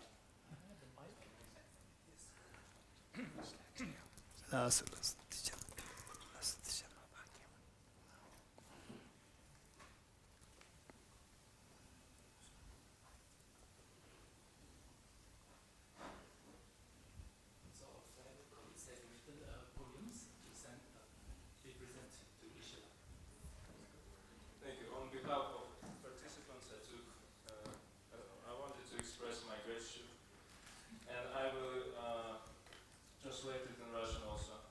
Thank you. In praise of Geshe Damdul Dorji, to the diamond of the land of snows, reverend upholder of the teachings vast and deep, to the lion who tears appearances apart,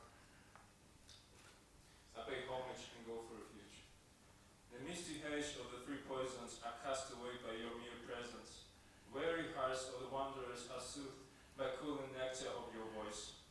Illuminating the intent of the greatest ones, you shun the darkness of samsara. At dawn, the gentle sun reveals the unmistaken path. Through the power of truth, may your wishes always be fulfilled, and may the unsurpassed wisdom of Nalanda masters throw a blaze for mother beings. With blessings on the three jewels, with perseverance in study, reflection, and meditation, we shall not stop until the goal is reached.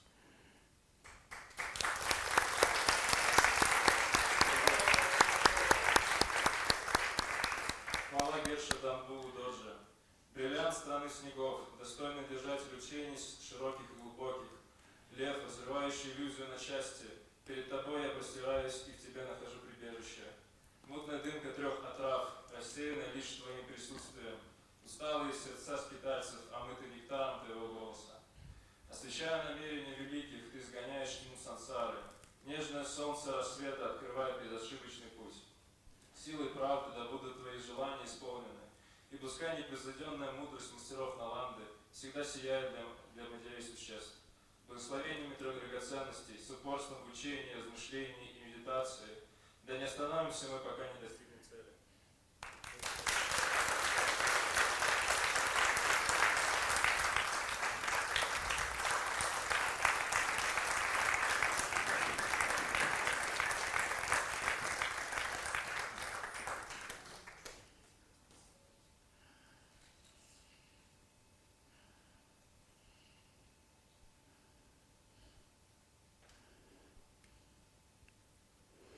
Thank you, Leon. Thank you so much. Tutandrashi. Okay, Tutandrashi with the help of Victor.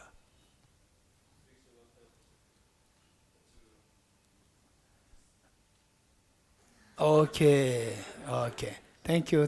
Beautiful, beautiful. Thank you so much. Thank you, Leon. Thank you, Victor. Thank you so much. Okay, now for the Tsok offering.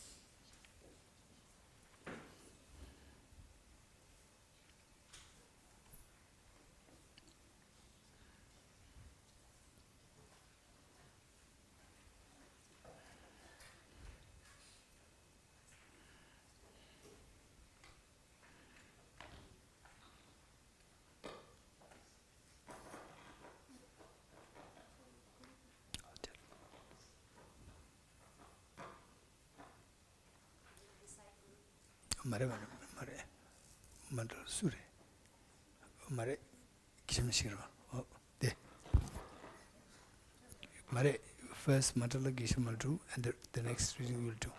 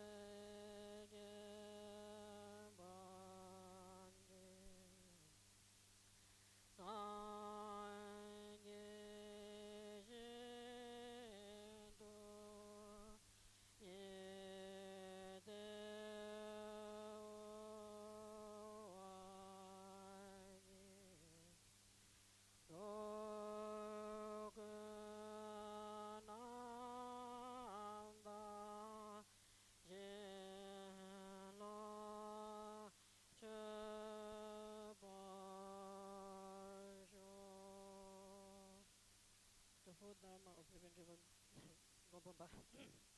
May I be blessed that my mind is directed toward the Dharma. May I be blessed that my Dharma practices on the proper path.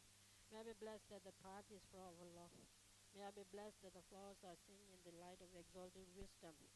The four Dharma of the Venerable Bhikshus Bodhisattva, becoming utterly frustrated with the ignorance and grasp at the sin, please bless me, generated seeing all aspects of samsara as officially repulsive. Please bless me that my mind stream overflow with the presence bodhicitta that cherish other more than myself. Please bless me that my mind of emptiness that does not see even atoms of intrinsic reality on the basis of understanding how things come into being by dependent origination through mere conditioning.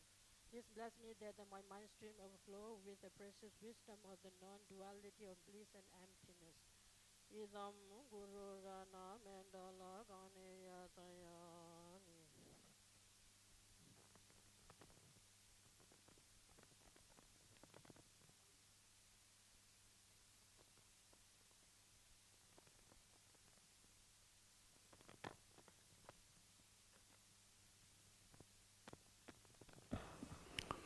Okay, first, what we do is that I request Venerable Srila to read the Song of Immortality.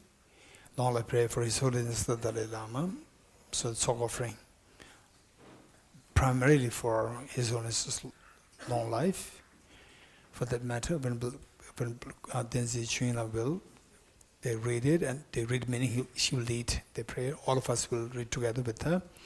And then after this, I will do a quick blessing of the Tsok, and then we'll do the Tsok offering very quickly, not the full length.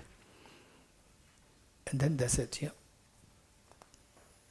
A song of immortality, prayer for the long life of His Holiness the Dalai Lama, composed by Om Swasti, to the assembly of most high teachers, both present and past, the miraculous dance of the body, speech, and mind of the Venerable Buddhas, manifestation of all Vedas capacities, the wisdom to gratitude, the source of all virtue and goodness, to you we offer our prayers for the devotion.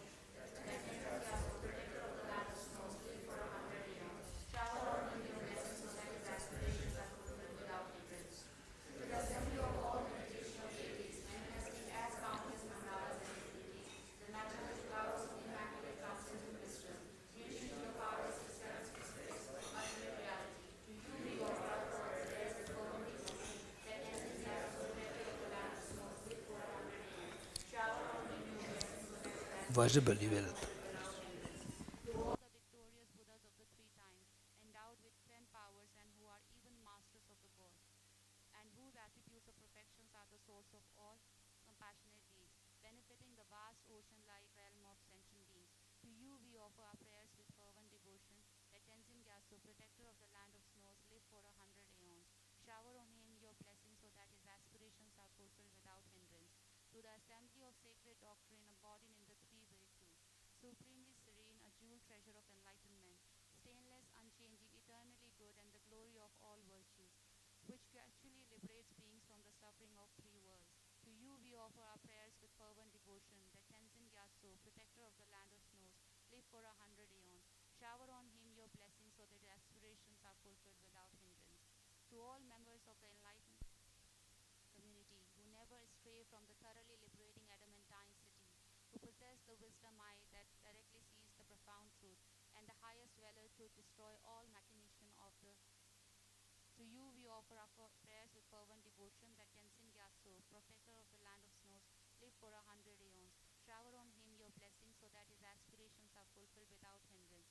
To the assembly of heroes and darkness, heavenly beings of the three worlds, who appear in the highest paradise, in sacred places, and in the cremation grounds, and who through creative play in the hundredfold experiences of bliss and emptiness, support practitioners in their meditation on the excellent path. To you we offer our prayers with fervent devotion, that Tenzin Gyatso, protector of the land of snows, live for 100 aeons. Shower on him your blessings so that his aspirations are fulfilled without hindrance. To the ocean of protectors endowed with eyes of transcendent wisdom, the powerful guardians and upholders of the teaching, who wear inseparably on their matted locks the knot symbolizing their pledge to the Vajradhara. To you we offer our prayers with fervent devotion, that Tenzin Gyatso, protector of the land of snows, live for 100 aeons. Shower on him your blessings so that his aspirations are fulfilled without hindrance. Thus to this congregation of excellent, undeceiving refuge, we pray that by the power of this prayer, expressed from heart filled with fervent devotion and humility, may the body, speech, and mind of the soul of the land of snows, the supreme Nawan Losang Tenzin Gyatso, be indestructible, unfluctuating, and unceasing. May he live immutable for 100 aeons, seated on a diamond throne, transcending decay and destruction, embodying all compassionate, beneficial deeds. O most courageous one, you carry on your shoulders the burden of all the Buddhas of the infinite realms. May all your noble aspiration be fulfilled, and by virtue of this, may the heavenly doors of the fortunate era open eternally, as a source of relief and respite for all beings. And may the auspicious signs reach the apex of existence and release. As the sacred teaching flourish through all times and in all realms, may the nectar stream of the blessings of the lotus holder always enter our hearts and nourish them with strength. May we please you with offerings of dedicated practice, and may we reach beyond the shores of perfect compassionate deeds. Through the blessings of the wondrous Buddhas and Bodhisattvas, by the infallible truth of the law of dependent origination, and by the purity of our fervent aspirations, may the aims of my prayer be fulfilled without hindrance.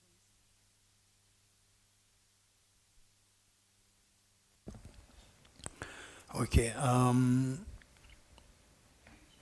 will do the blessing of the Tsok. So meanwhile, Venerable Shinla, you can recite the Medicine Buddha mantra.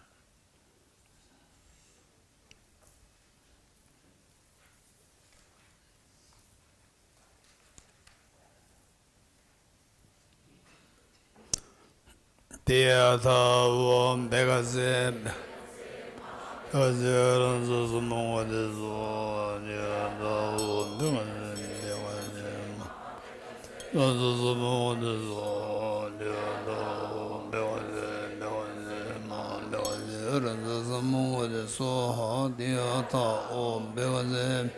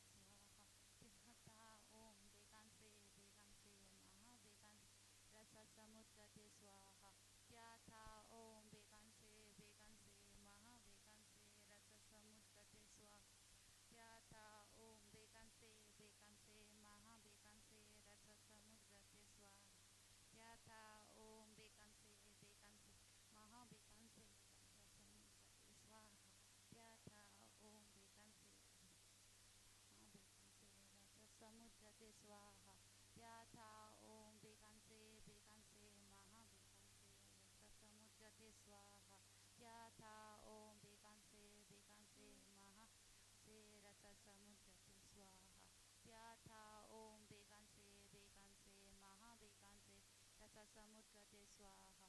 Yatha Om Veganse Veganse Maha Veganse Rasa Samudgate Swaha.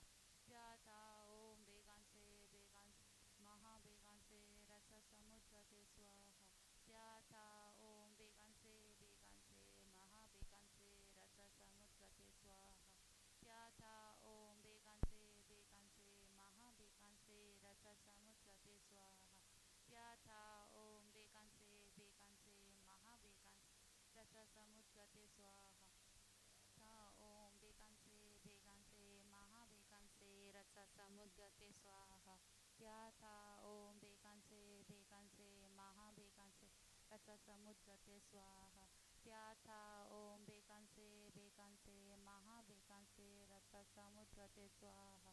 Yatha Om Veganse Veganse Maha Veganse Rasa Samudgate Swaha. Yatha Om Veganse Veganse Maha Veganse Rasa Samudgate Swaha. Yatha Om Veganse Veganse Maha Veganse Rasa Samudgate Swaha. Yatha Om Veganse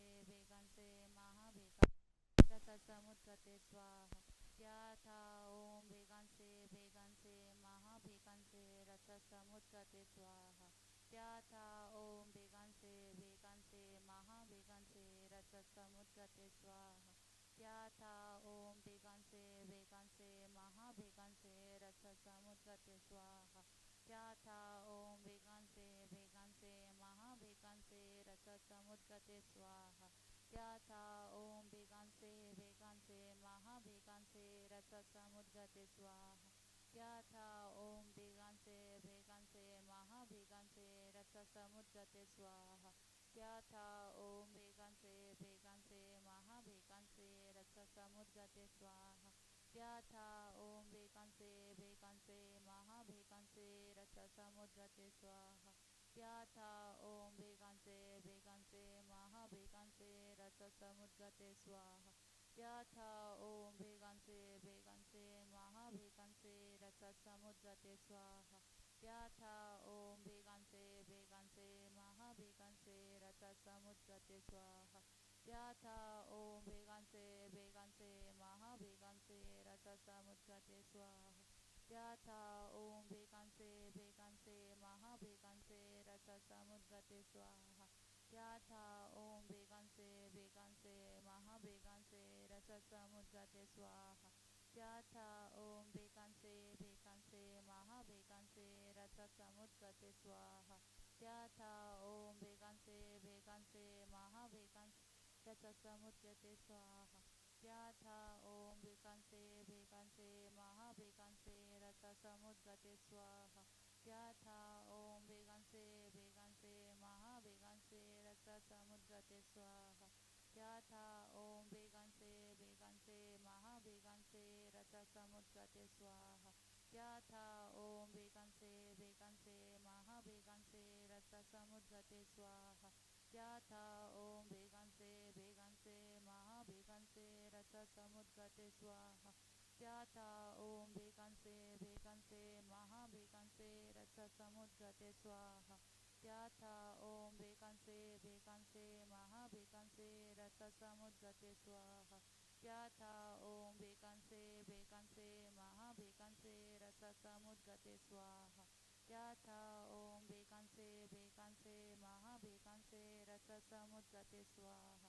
Yatha Om Veganse Veganse Maha Veganse Rasa Samudgate Swaha. Yatha Om Veganse Veganse Maha Veganse Rasa Samudgate Swaha. Yatha Om Veganse Veganse Maha Veganse Rasa Samudgate Swaha. Yatha Om Veganse Veganse Maha Veganse Rasa Samudgate Swaha. Yatha Om Veganse Veganse Maha Veganse Rasa Samudgate Swaha. Om Veganse Veganse Maha Veganse Rasa Samudgate Swaha. Yatha Om Veganse Veganse Maha Veganse Rasa Samudgate Swaha. Yatha Om Veganse Veganse Maha Veganse Rasa Samudgate Swaha. Yatha Om Veganse Veganse Maha Veganse Rasa Samudgate Swaha. Pyatha Om Veganse Veganse Maha Veganse Rasa Samudgate Swaha. Pyatha Om Veganse Veganse Maha Veganse Rasa Samudgate Swaha. Pyatha Om Veganse Veganse Maha Veganse Rasa Samudgate Swaha. Pyatha Om Veganse Veganse Maha Veganse Rasa Samudgate Swaha. Pyatha Om Veganse Veganse Maha Veganse Rasa Samudgate Swaha. Pyatha Om Veganse Veganse Maha Veganse Rasa Samudgate Swaha.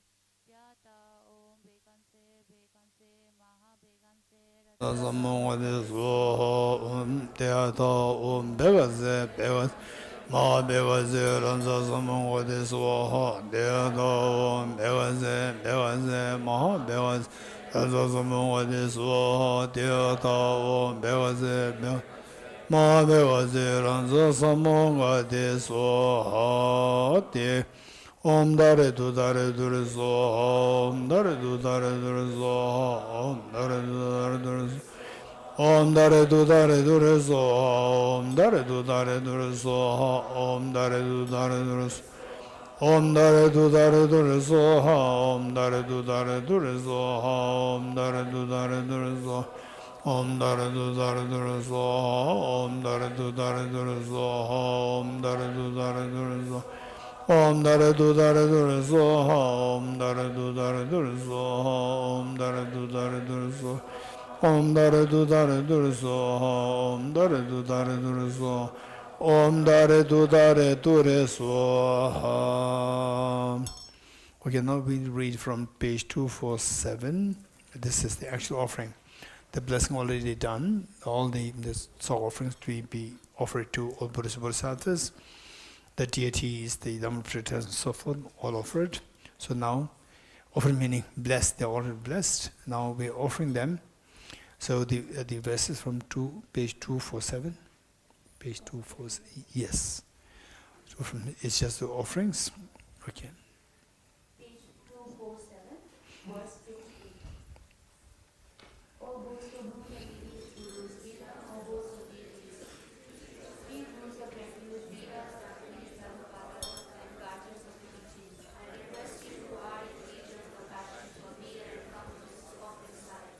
Place your radiant feet firmly upon this elegant throne formed of lotus, amidst an ocean of clouds of outer, inner, and secret offerings. Grant me the one having in the supreme realization, the power attainment that we all wish for. Oh, this ocean like so offering of uncontaminated nectar, blessed by Samadhi, mantra, and mudra, we offer in order to please you, most of the root and lineage gurus. O Mao, contented by your sport with all the splendors that could be wished for. Dear Mao, please let fall a great rain of blessings, blessed by concentration, mantra, and mudra. This ocean like so offering of spotless nectar, I offer for your delight assemblies of root and lineage gurus, satisfied by enjoying an abundance of all you wish. Please, I beg, let fall a great rain of blessings, blessed by concentration, mantra, and mudra. This ocean like so offering of spotless nectar, I offer for your delight assemblies of heathen babies and attendants, satisfied by enjoying an abundance of all you wish. Blessed by concentration, Under Mudra, the social soul offering of I offer for your delight assemblies of most precious jewels, satisfied by enjoying an abundance of all you wish. Please, I beg, let fall a great rain of the holy Dharma, blessed by concentration, mantra, and mudra. This ocean-like soak offering of spotless nectar, I offer for your delight assemblies of Dakinis and Dharma protectors, satisfied by enjoying an abundance of all you wish. Please, I beg, let fall a great rain of virtuous deeds, blessed by concentration, mantra, and mudra. These ocean-like soak offerings of spotless nectar, I offer for your delight assemblies of mother sentient beings, satisfied by enjoying an abundance of all you wish. Please let elusive appearances and suffering be allayed.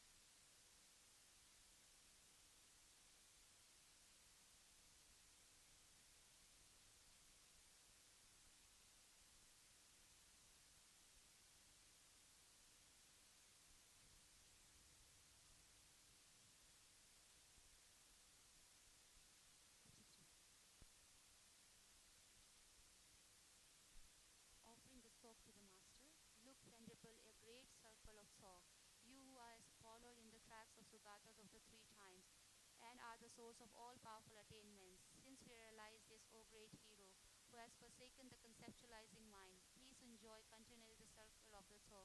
Allah, Lahu. Very good. The master replies. With nature inseparable from the three Vajras, I visualize myself as a Guru Yidam, this nectar of immaculate wisdom knowledge. Without stirring from Bodhisattva, I drink to satisfy the deities dwelling in my body. What great bliss! Song of the Spring. Now Razala will give you this nectar, and the Pamela will give you the reason. So the idea is that what is in the conventional world, I didn't really touch on this part over the last 7 days. The idea is that say how to tackle our emotions, destructive emotions. Destructive emotions, we see that it all revolves around impure things. Say what is impermanent as permanent, what is misery as happiness, what is impure as pure, and then what is selfless nature as of selfhood. So here we see that our mind, when does our mind get affected? Say somebody says nice things about you, you're so inflated. Somebody says bad things about you, you're so demoralized. So this is how our mind is thrown into the emotions. And how do we deal with these emotions? There are various ways of doing it. One is running away from the emotions. Running away from the emotions. In other words, don't let the stimulus trigger you. Run away from the stimulus. So for example, people, when you have some conflicts, problems, okay, now you take a short holiday. Go away. So get away from this. This is one way of managing emotions. Then you start feeling calm and cool. This is one way of managing emotion. But it's good. But at any time, you may encounter with the stimulus, anytime. This is number 2. So when the emotions, you come with the stimulus, what should we do then? When it does happen. So then the next is, while you stay away from the stimulus, it is like fencing. Once you're fenced, don't stay as a sapling. So in the first place, when you are, how many of you know Alfonso mangoes? What is that mango like? Very good quality, right? And each one of us, we are like Alfonso mango saplings.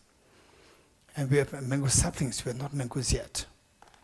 So if you say that, hey, I'm the Alfonso mango sapling, come cows, come. Cows eat you up, no mangoes at all. So therefore, you are mango sapling. What should you do? You have to fence, because you are so vulnerable. You are so vulnerable, you have to fence yourself. So that is like staying away from the stimulus, fencing. Number 2, while fenced, don't remain as sapling all the time. Grow. Keep growing. Keep growing, and then you grow to some extent. Then we become a little strong, wisdom of emptiness, all composite things impermanent and so forth. Keep growing. We grow a little strong, then once in a while remove the fence a little bit and go out, and the cows come, right? See the cows, they're coming to eat you up. When you eat up, you try to fight with the cows, right? Right? Sometimes the cow will hit you. Sometimes you also let the cows push the cows. So it's a head-on collision where you are a little strong. This is number 2. Then number 3 is what we discussed earlier. Let the flaws be seen in the light of exalted wisdom. The flaws. Say, why we are scared? Why we are scared? Why should we run away from stimulus? How long would we run away? So that way, say that you let manifest your true nature of the mind when nothing will affect your mind. For example, like what we consider as dirty, what we consider as so bad, what we consider as you can easily be sucked up into the sucked up into the, say, the samsara. For example, like, so what Raja is holding is the what we have is the tea, black tea, but actually it is alcohol, wine. So wine is what pulls us so badly. This is our weakness. So where, even with the wine, your mind is not stirred. And the other one is the raisin. Actually, raisins, it should be actually meat. Meat is considered very dirty in the olden times in India. Meat is considered very dirty. So, for the ordinary people, what is seen as very dirty by seeing the emptiness nature. Dirty, so as what is said in the text, what is samsara, what is nirvana, in the eyes of the person, seeing the emptiness of objective reality, there's no difference. So, with emptiness, the experience deeply ingrained within mind, then you are not affected by this stimulus, which otherwise for the ordinary people, either involuntary pull, the alcohol, or involuntary push, the dirty, the meat. So, on the where your wisdom of emptiness and the Bodhisattva becomes extremely powerful. So the mother, because of the compassion towards the child, she can easily sacrifice the best of the food and best of things for the child, because of love and affection. With the wisdom of emptiness, the wisdom of emptiness gives you the power not to be pulled and pushed by these things. So therefore, you reach where you grow to a very strong tree, where you are not affected by any cows and any wind. Nothing can affect you. And then you continue to give the mangoes and shade to the cows and people around. That is when you become very strong, that nothing can affect you emotionally. Be it what involuntarily pulls you or involuntarily pushes you, nothing can affect you. Your mind can stay so free under any situation. Good, bad, alcohol, nothing. But it's a very high level practice, because of which my teacher, Venerable Geshe, amazingly great Bodhisattva, he always encouraged us not to involve alcohol and the meat, instead use the raisin and the black tea. So this is tradition that I'm carrying, and of course, including myself, where is our realization is zero. And we talk about, say, the tantra, we don't have the realization. So because of which, we always be realistic, and when you do find such people, because of this, that the people can really denigrate the Buddha Dharma. People not knowing the context, and people, even the many of the people who do this with the alcohol and the meat, and many of them, they don't know the context. They themselves cannot explain things so well. And the followers, some of them, they're so happy to see the alcohol. Some people are so happy to see the meat, right? And some people, what is this? Buddhism talking compassion, where compassion? The meat is there, right? Many people run away from Buddha. So this is all because of our failure to present the Buddha's teachings properly. So therefore, we deliberate. I explain this all the time to the contemporary audience, as well as we use the nectar and the meat, nectar in the form of the black tea, and the meat in the form of the raisins. So what we do, idea is that the Raisa will give you this a spoonful of tea, and you drink it, and feel the taste. It's a little sweet. Feel the taste, and imagine this is bliss. Bliss. And then think of the emptiness of this bliss. This is known as the union of bliss and emptiness. Likewise, the raisins, it is like the meat, which is considered very dirty. Even the dirty things for the ordinary people just makes you feel the things that are so obnoxious. You take it, and instead of feeling obnoxious, the bliss activated. And then think of the emptiness of the bliss. So union of bliss and emptiness. So this is core. Okay.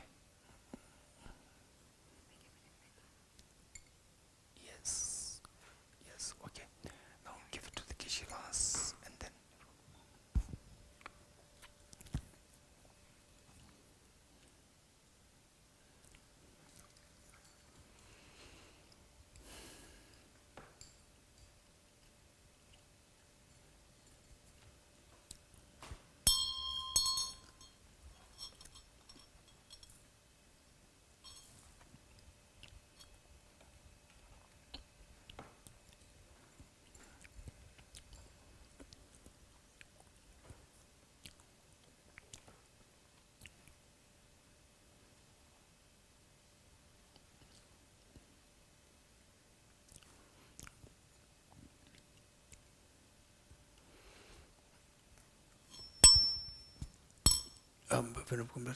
Tea already served? Tea drank? Not drank. Okay, we offer the tea. Dambala me zangye rinpoche, kyobala me damje rinpoche, jambala me gendu rinpoche, kyamne kunjo sumla sheba pe. We offer this tea to the Buddha, the Immaculate Teacher, the teacher of unconditional love on the basis of understanding interdependence ones and others. We offer this to the perfect teachings of the Buddha. We offer this tea to the perfect practitioners of this teaching. By the power of making offering of this tea to the true jewels, may all sentient beings be free from suffering of hunger, thirst, fear, and so forth, and eventually be at the highest state of happiness, which is full awakening. Okay, please enjoy.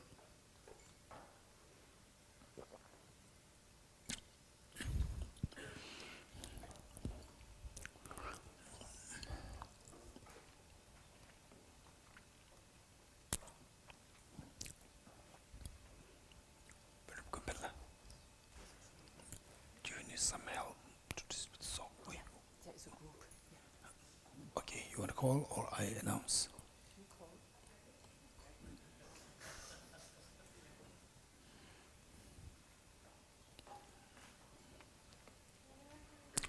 Come, younger ones. Younger ones, come.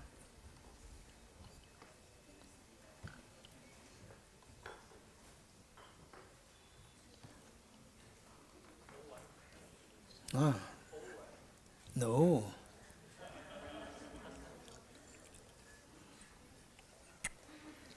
Okay. Yes, distributing it. Meanwhile, listen to me. Meanwhile, listen. And there's going to be one or two persons to collect the leftovers. Okay, are you listening? You are too excited? Right? You are too excited with the talk? Or just listen to me? Okay, still, you are not hearing me. I know that, yeah. Okay, it's no point. First, let them settle.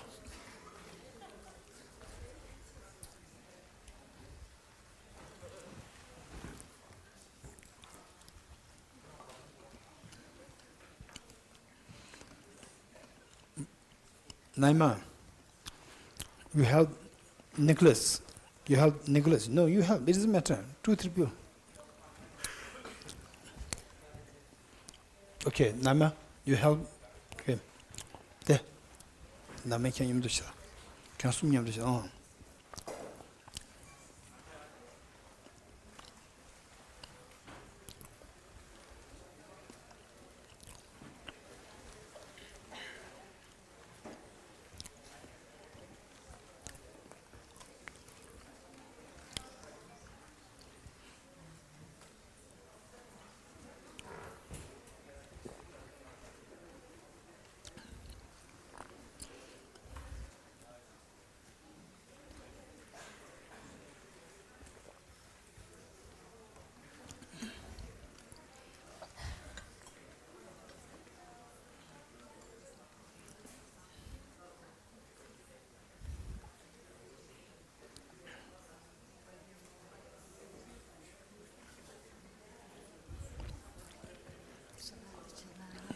No.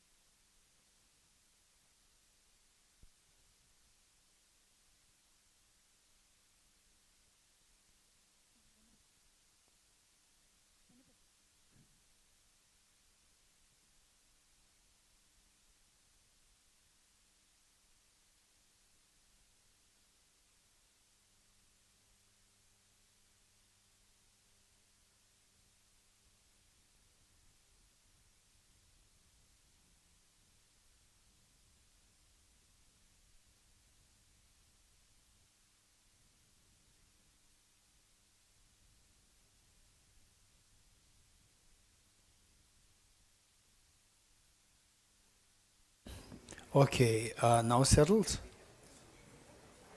Can I speak? Venerable, leftover socks. Yes. There are two? Okay. Dirsi, come. You want Dirsi?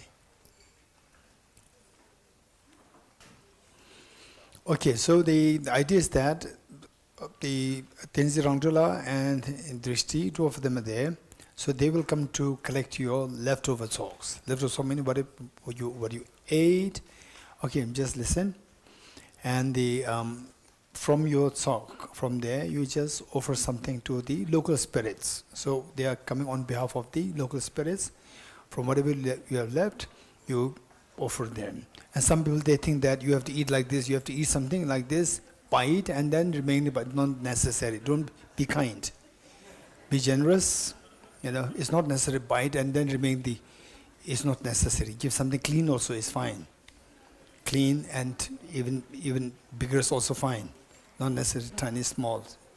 Okay, so they will come from the bottom and you can come up. Yeah, bottom come up, you go two sides. Okay, meanwhile, Venerable Tenzin Shuinla, you recite from the Song of the Spring Queen. Okay, all of us will recite with Venerable, yes, you recite.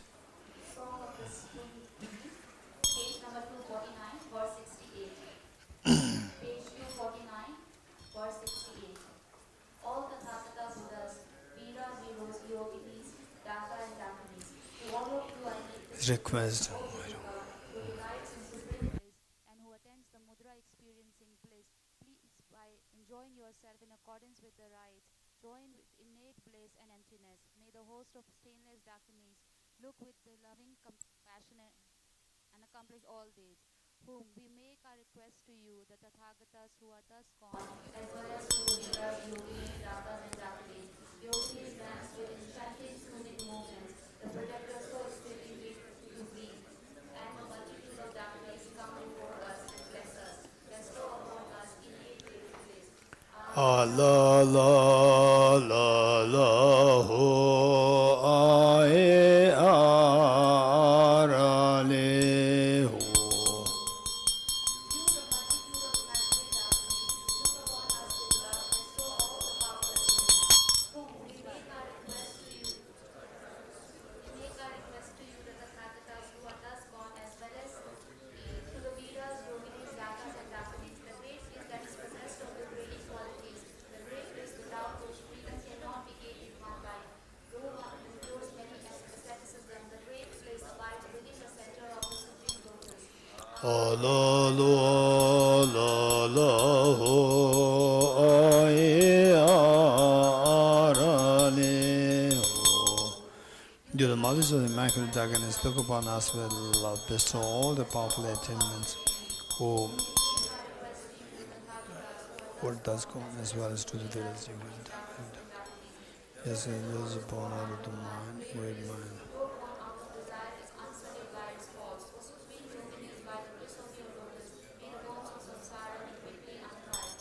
Oh no no no no ho ae ara le ho.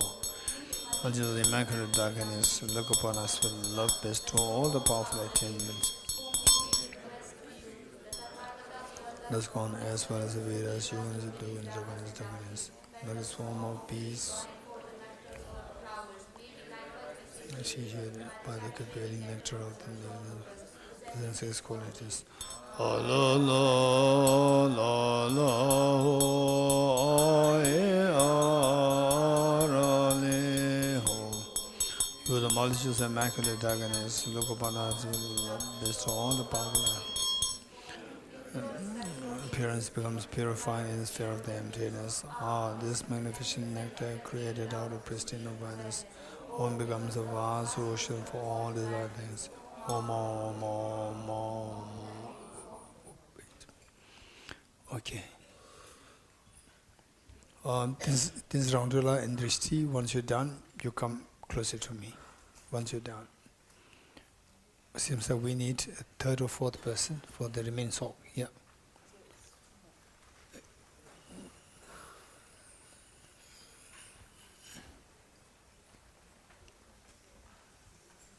Okay, they don't overflow. There are two coming. There are two more coming. Come.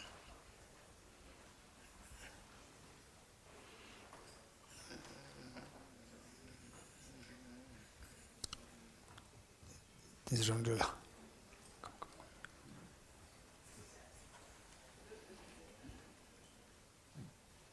Just sit down for a while.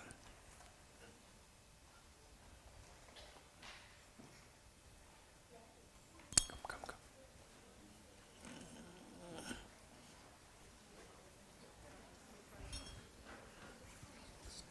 It's okay.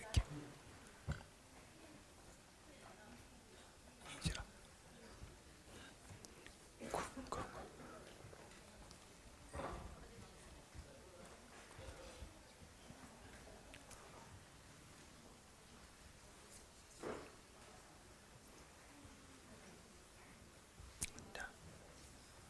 Just get.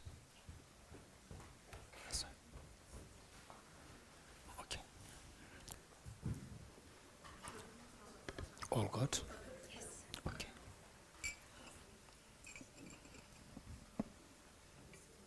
Thank you.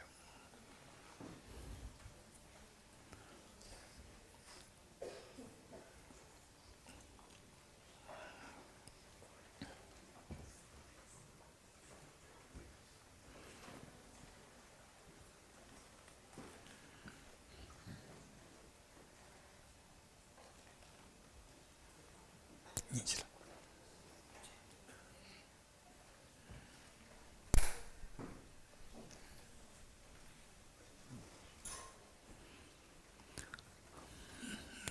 Seems like we need riser. We need more trees. Still.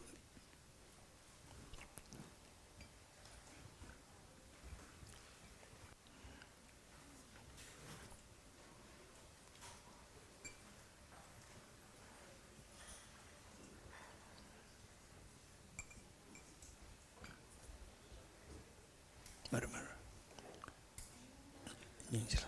Ninjala. Go, collect.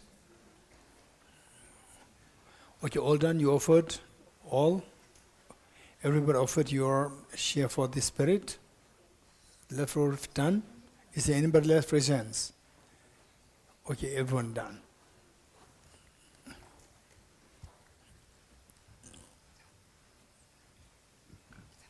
Okay, just wait. Spoon, where's the spoon?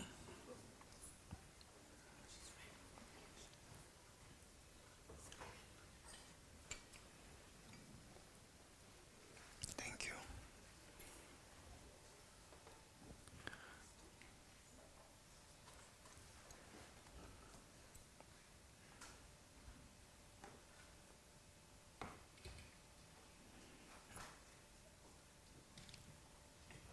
Okay, all of you come here.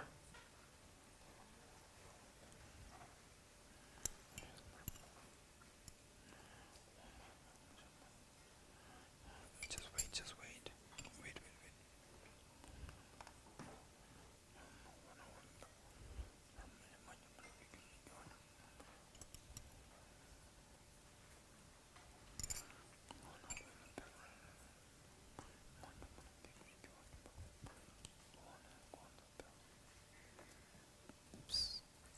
Okay.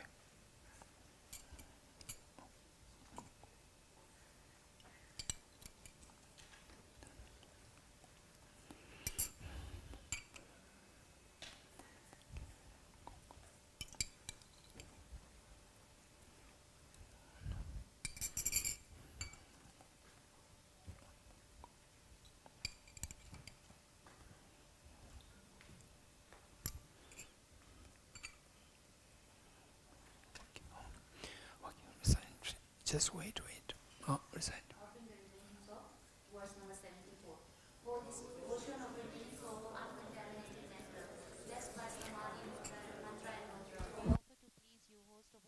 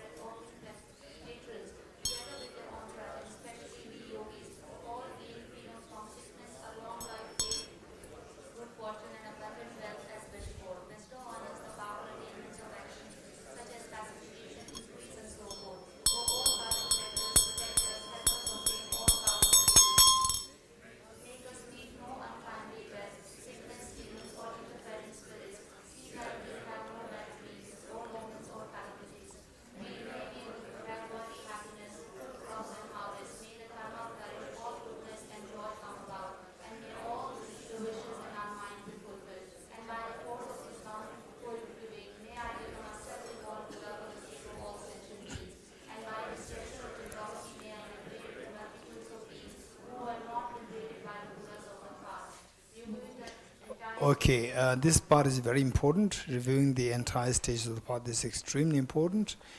It consists of what we used to read in the Foundation of All Good Qualities and with the more specific explanations on the six perfections. O holy and venerable Guru, supreme figure of merit, despise and make offerings and devoted requests to you, O representative of all well-beings, that I may come under your choice care. Inspire me to realize how this offering and fortunate freedom is rare, found but once and quickly lost, and thereby undisturbed by the meaningless works of this life, cease its meaningless essence. Afraid as I am of steering in the ways of suffering in the lower realms, inspire me to take heart refuge in the three precious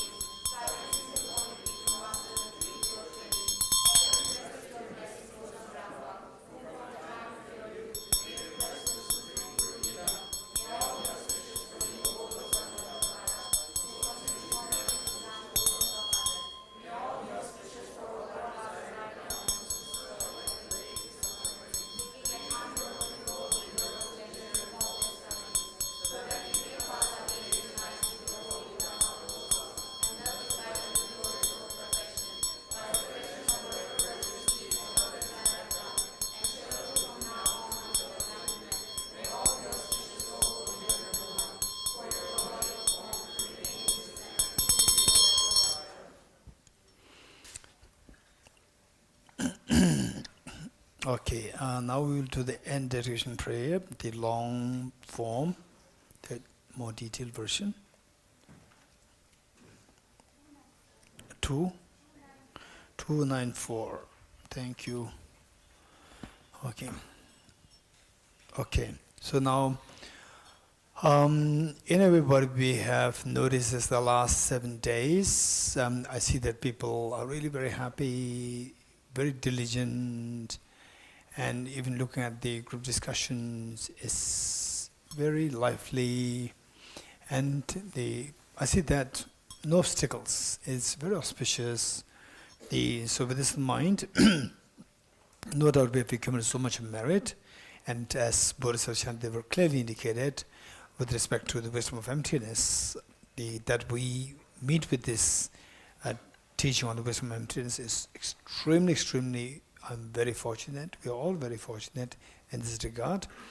And we accumulate so much of accumulation of wisdom, accumulation of merit, both. So whatever merits and the wisdom that we've gathered, let us dedicate towards the long life of His Holiness the Dalai Lama, the true source of joy and happiness on this earth today.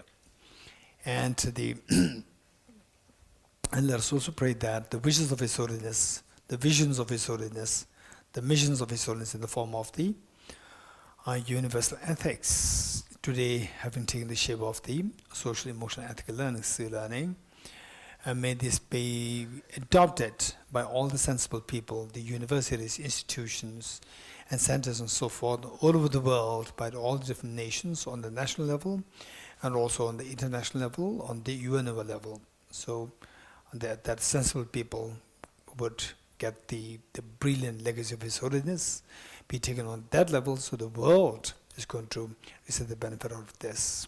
And let us also pray that the great learning centers of the different traditions of Theravada tradition, the Chinese Mahayana tradition, and also the Tibetan traditions, Sakya, Kagyu, Nyingma, Gelug, and Chonang, Podong, Pudun, and Shalu, all these traditions flourish in the activities of study, reflection, meditation.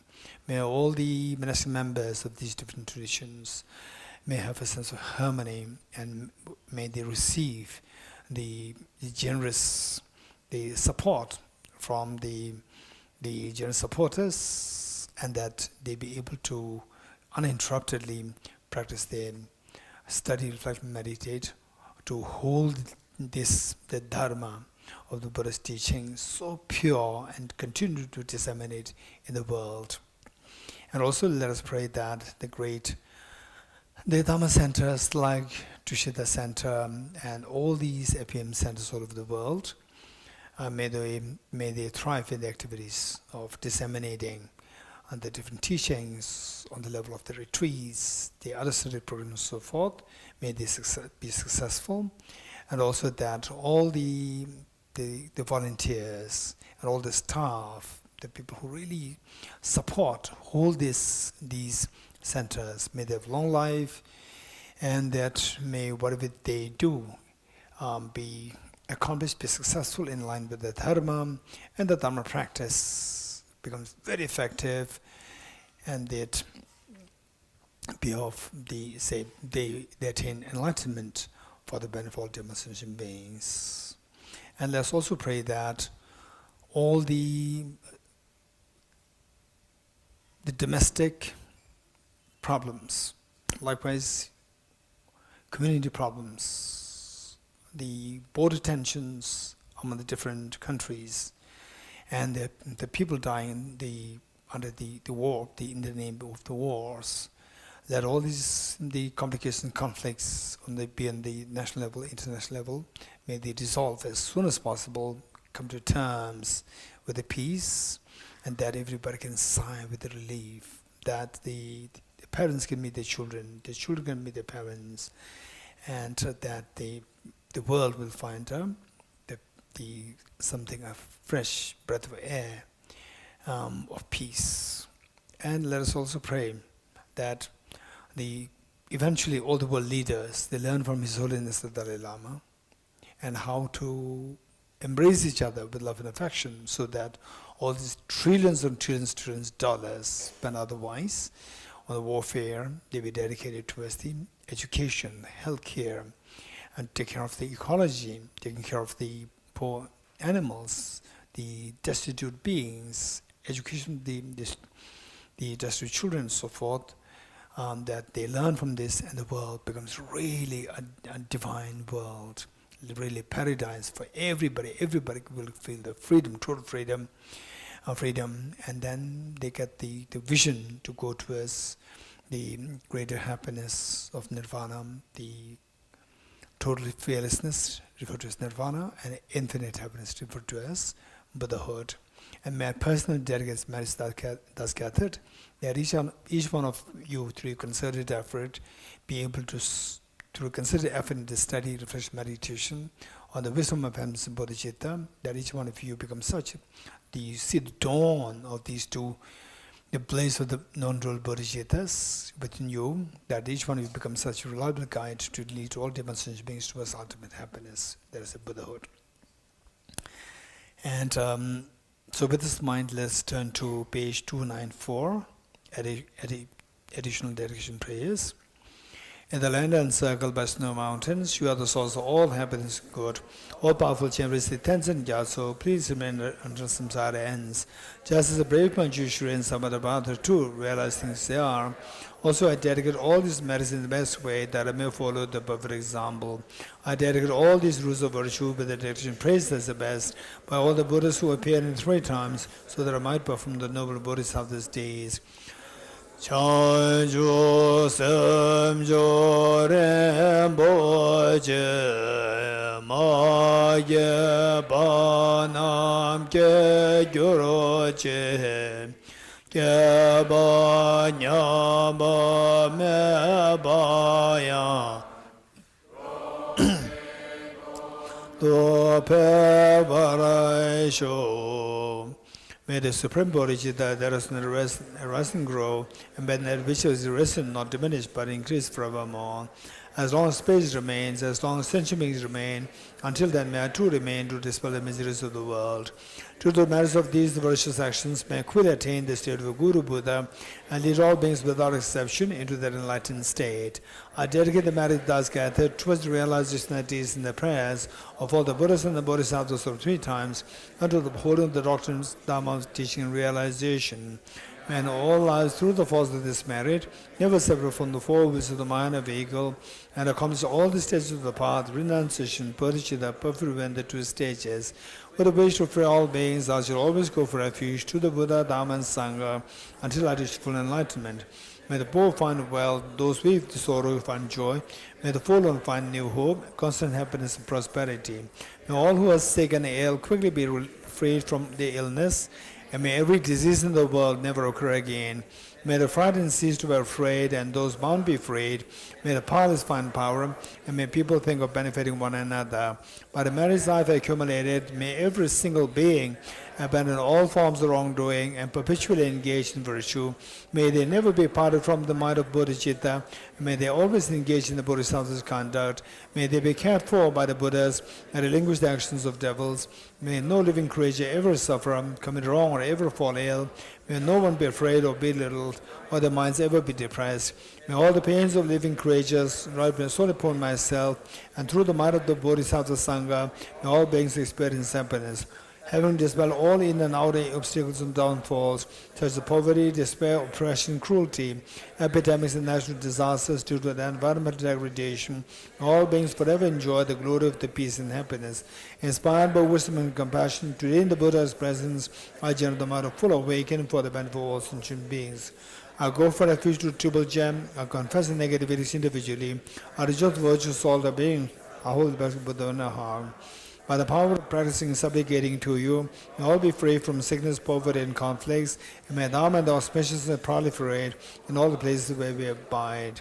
The path of union of emptiness and compassion is loosely explained by the perturbed Buddha, Dhamma, and the beings of the land of snows. You are the Lord who hold the Tenzin Gyatso. We supplicate you that your wish is fulfilled spontaneously. May the operations of evil thoughts and deeds human and non-humans, who harbor malice through perverted prayers against the teachings of the Buddhas, be totally vanquished through the power of the truth of the three jewels. By the dependent realization of the profound suchness of appearance and emptiness, together with the false great compassion of the three jewels and the power of the truth, and through the virtue of infallible of karmas and their fruits, may this truthful prayer for ours be unhindered and quickly fulfilled. May the teaching of this beneficent one till world's end be unshaken by the winds of evil thoughts. May it always be met by innumerable beings who find conviction in the teacher by understanding the teaching's true nature. May it never falter even for an instant. Uphold the excellent way of this sage, which illuminates the principle of dependent origination through all my births, never even giving away my body and life. May I spend day and night carefully reflecting, by what means can I enhance this teaching achieved by the Supreme Savior through the strenuous effort of over countless eons. In all my lives, never separate from the perfect Gurus, may enjoy the magnificent Dharma by completing qualities of stages in the paths, may coolly stay in the state of Vajratara. Throughout my future lifetimes, may I always be guided by the Ayam and Jishri and be able to uphold the true Dharma in general and the teaching of dependent origin in particular, even in the cosmic life.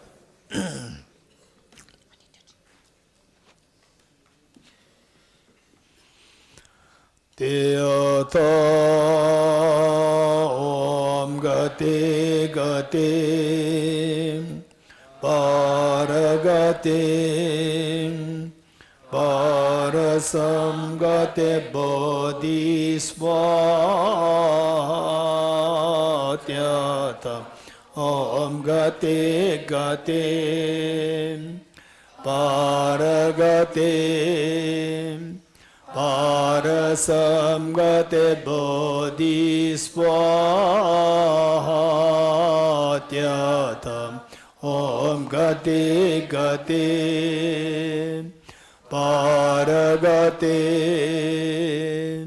Parasam Gate Bodhisvatyatam. Okay, first, thank you very much. So we have here the initially Dr. Anitaji, who requested that His Holiness, since that His Holiness is giving a teaching here, after this some form of revision to be done, and I really accepted because I know how the Dr. Anitaji is taking incredible initiative to, it's just the multitasking and incredibly great service to the sentient beings, dharma, and everything. So I could not say no, and I really said yes. And thank you so much for that matter. And may you and your husband and your children really have good health, and that the Dhamma practice that you are doing, study, reflection, meditation, may all of us pray that is very successful, and then so many people have benefited through her medical expertise, and that her husband, the medical treatment that he's going through, let's all pray for the success of that, and her two children be successful in their life and eventually follow the mother's path of serving the Buddha, Dharma, and sentient beings. So this is, and that please remain healthy yourself, as many people have benefited. And the Venerable Kumpenla, this is somebody who I know for all these many years, almost like 20-something years. And particularly since her taking over the charge, taking over the charge of Tushita, and I feel extremely comfortable to work with, and particularly. So for me, I cannot say no to people. So when somebody comes, I tell people, don't say no. Don't say no. Learn how to say yes all the time and make it happen. So because of that, I don't know if people know about that. And people come and I would say yes. And why I say yes, not because I can do it. I know there's somebody who can do it. The Venerable Kumpenla, extremely kind, just makes things happen, magic. So we're all here, no doubt that there's great ease there, and in some places the ease is not there. So the ease is there, all because of Venerable Kumbhela making things so, they say, comfortable for all of us. Thank you so much. And Venerable Kumbhela's, the team, all the team here in the office, and then the cleaners and the cooks and everyone. We deeply, deeply pray, all of us, the retreatants, we pray that all of you have a good, healthy life, and that whatever you do be a service to the Buddha Dhamma that helps you to accumulate so much positive karma that that whatever little Dhamma practice that you do be very effective, and then they follow the path gade para sangha the Bodhisattva to reach the enlightened state for the benefit of all the sentient beings and all the participants. I truly, truly wish to spend more time with you. I just wanted to go along the group discussion and so forth, but because this text is extremely beautiful and yet very concise, as I said earlier, and that the many people teach this text and then they say chapter 9, brush through and move to chapter 10. It's not an easy text. So it's not that I'm expert in this, and but some of you know how much I put effort in this for my own growth. It's amazing, the experience for myself, and that I got the chance to revisit this as many times, and particularly there's the text initially translated by somebody else. When I used this for His Holiness's translation, then I edited this several times. So that way it's a great opportunity for me. It's all because of all of you.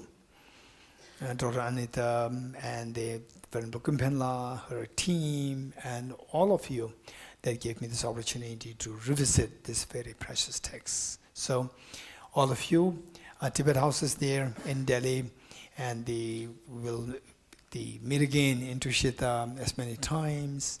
And when you happen in Delhi, not necessarily for teachings, come for a cup of tea with all our young staff there.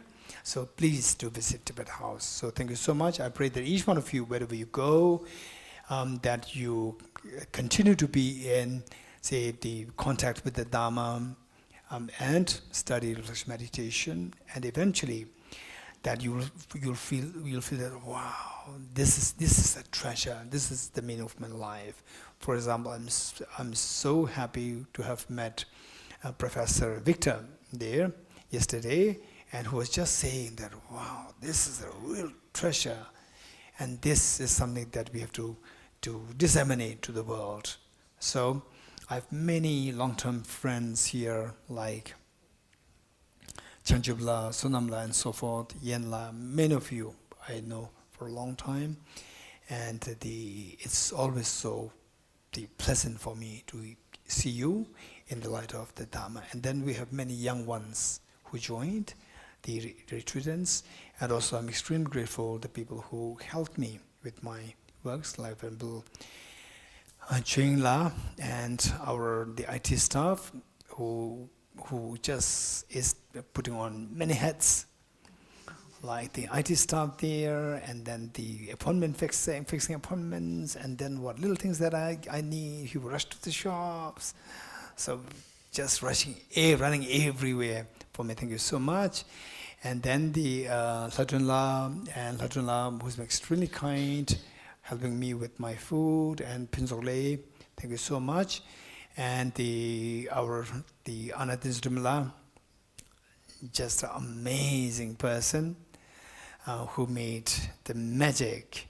So I truly, truly feel that this, in fact, when I first met her, since she was 19, like almost 19 years ago, so somehow I got a sense that this girl will do something extremely amazing things in the future. And later on, coming to know her more and more closely, I became very confident. I felt that if you translate, then I will not even think about the Russian group. They will automatically flourish. So this was some of the confidence that I have in her, and actually she proved it true. So she proved that my imagination is not imagination, it's real.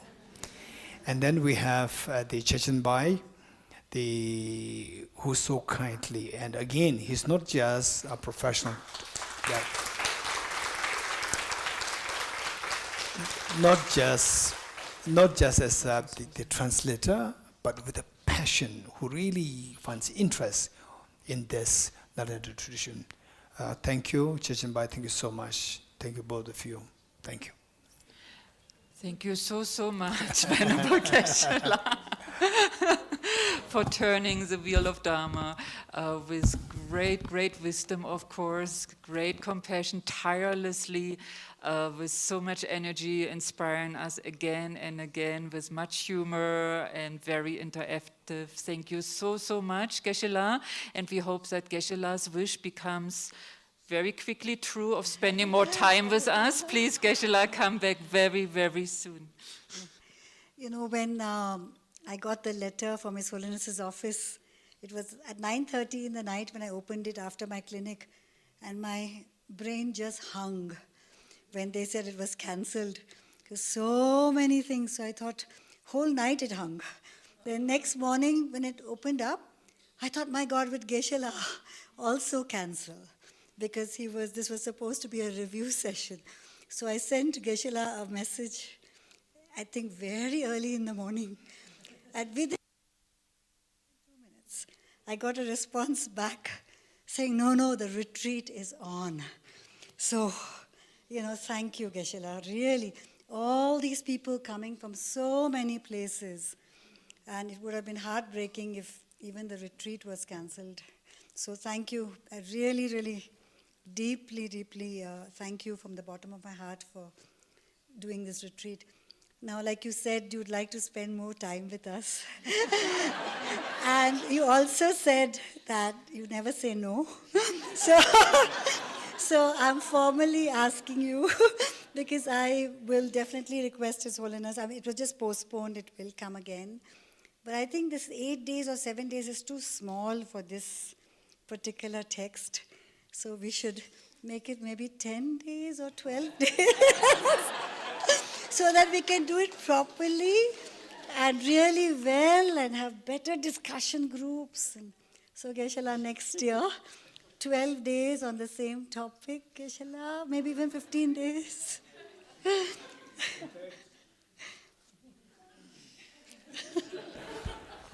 Thank you.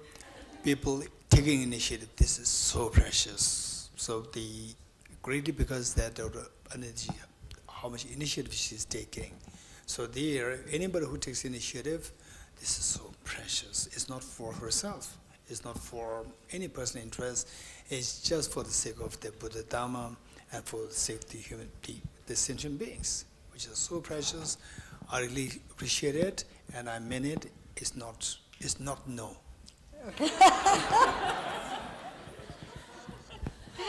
What does that mean? It means yes. Please. Yes.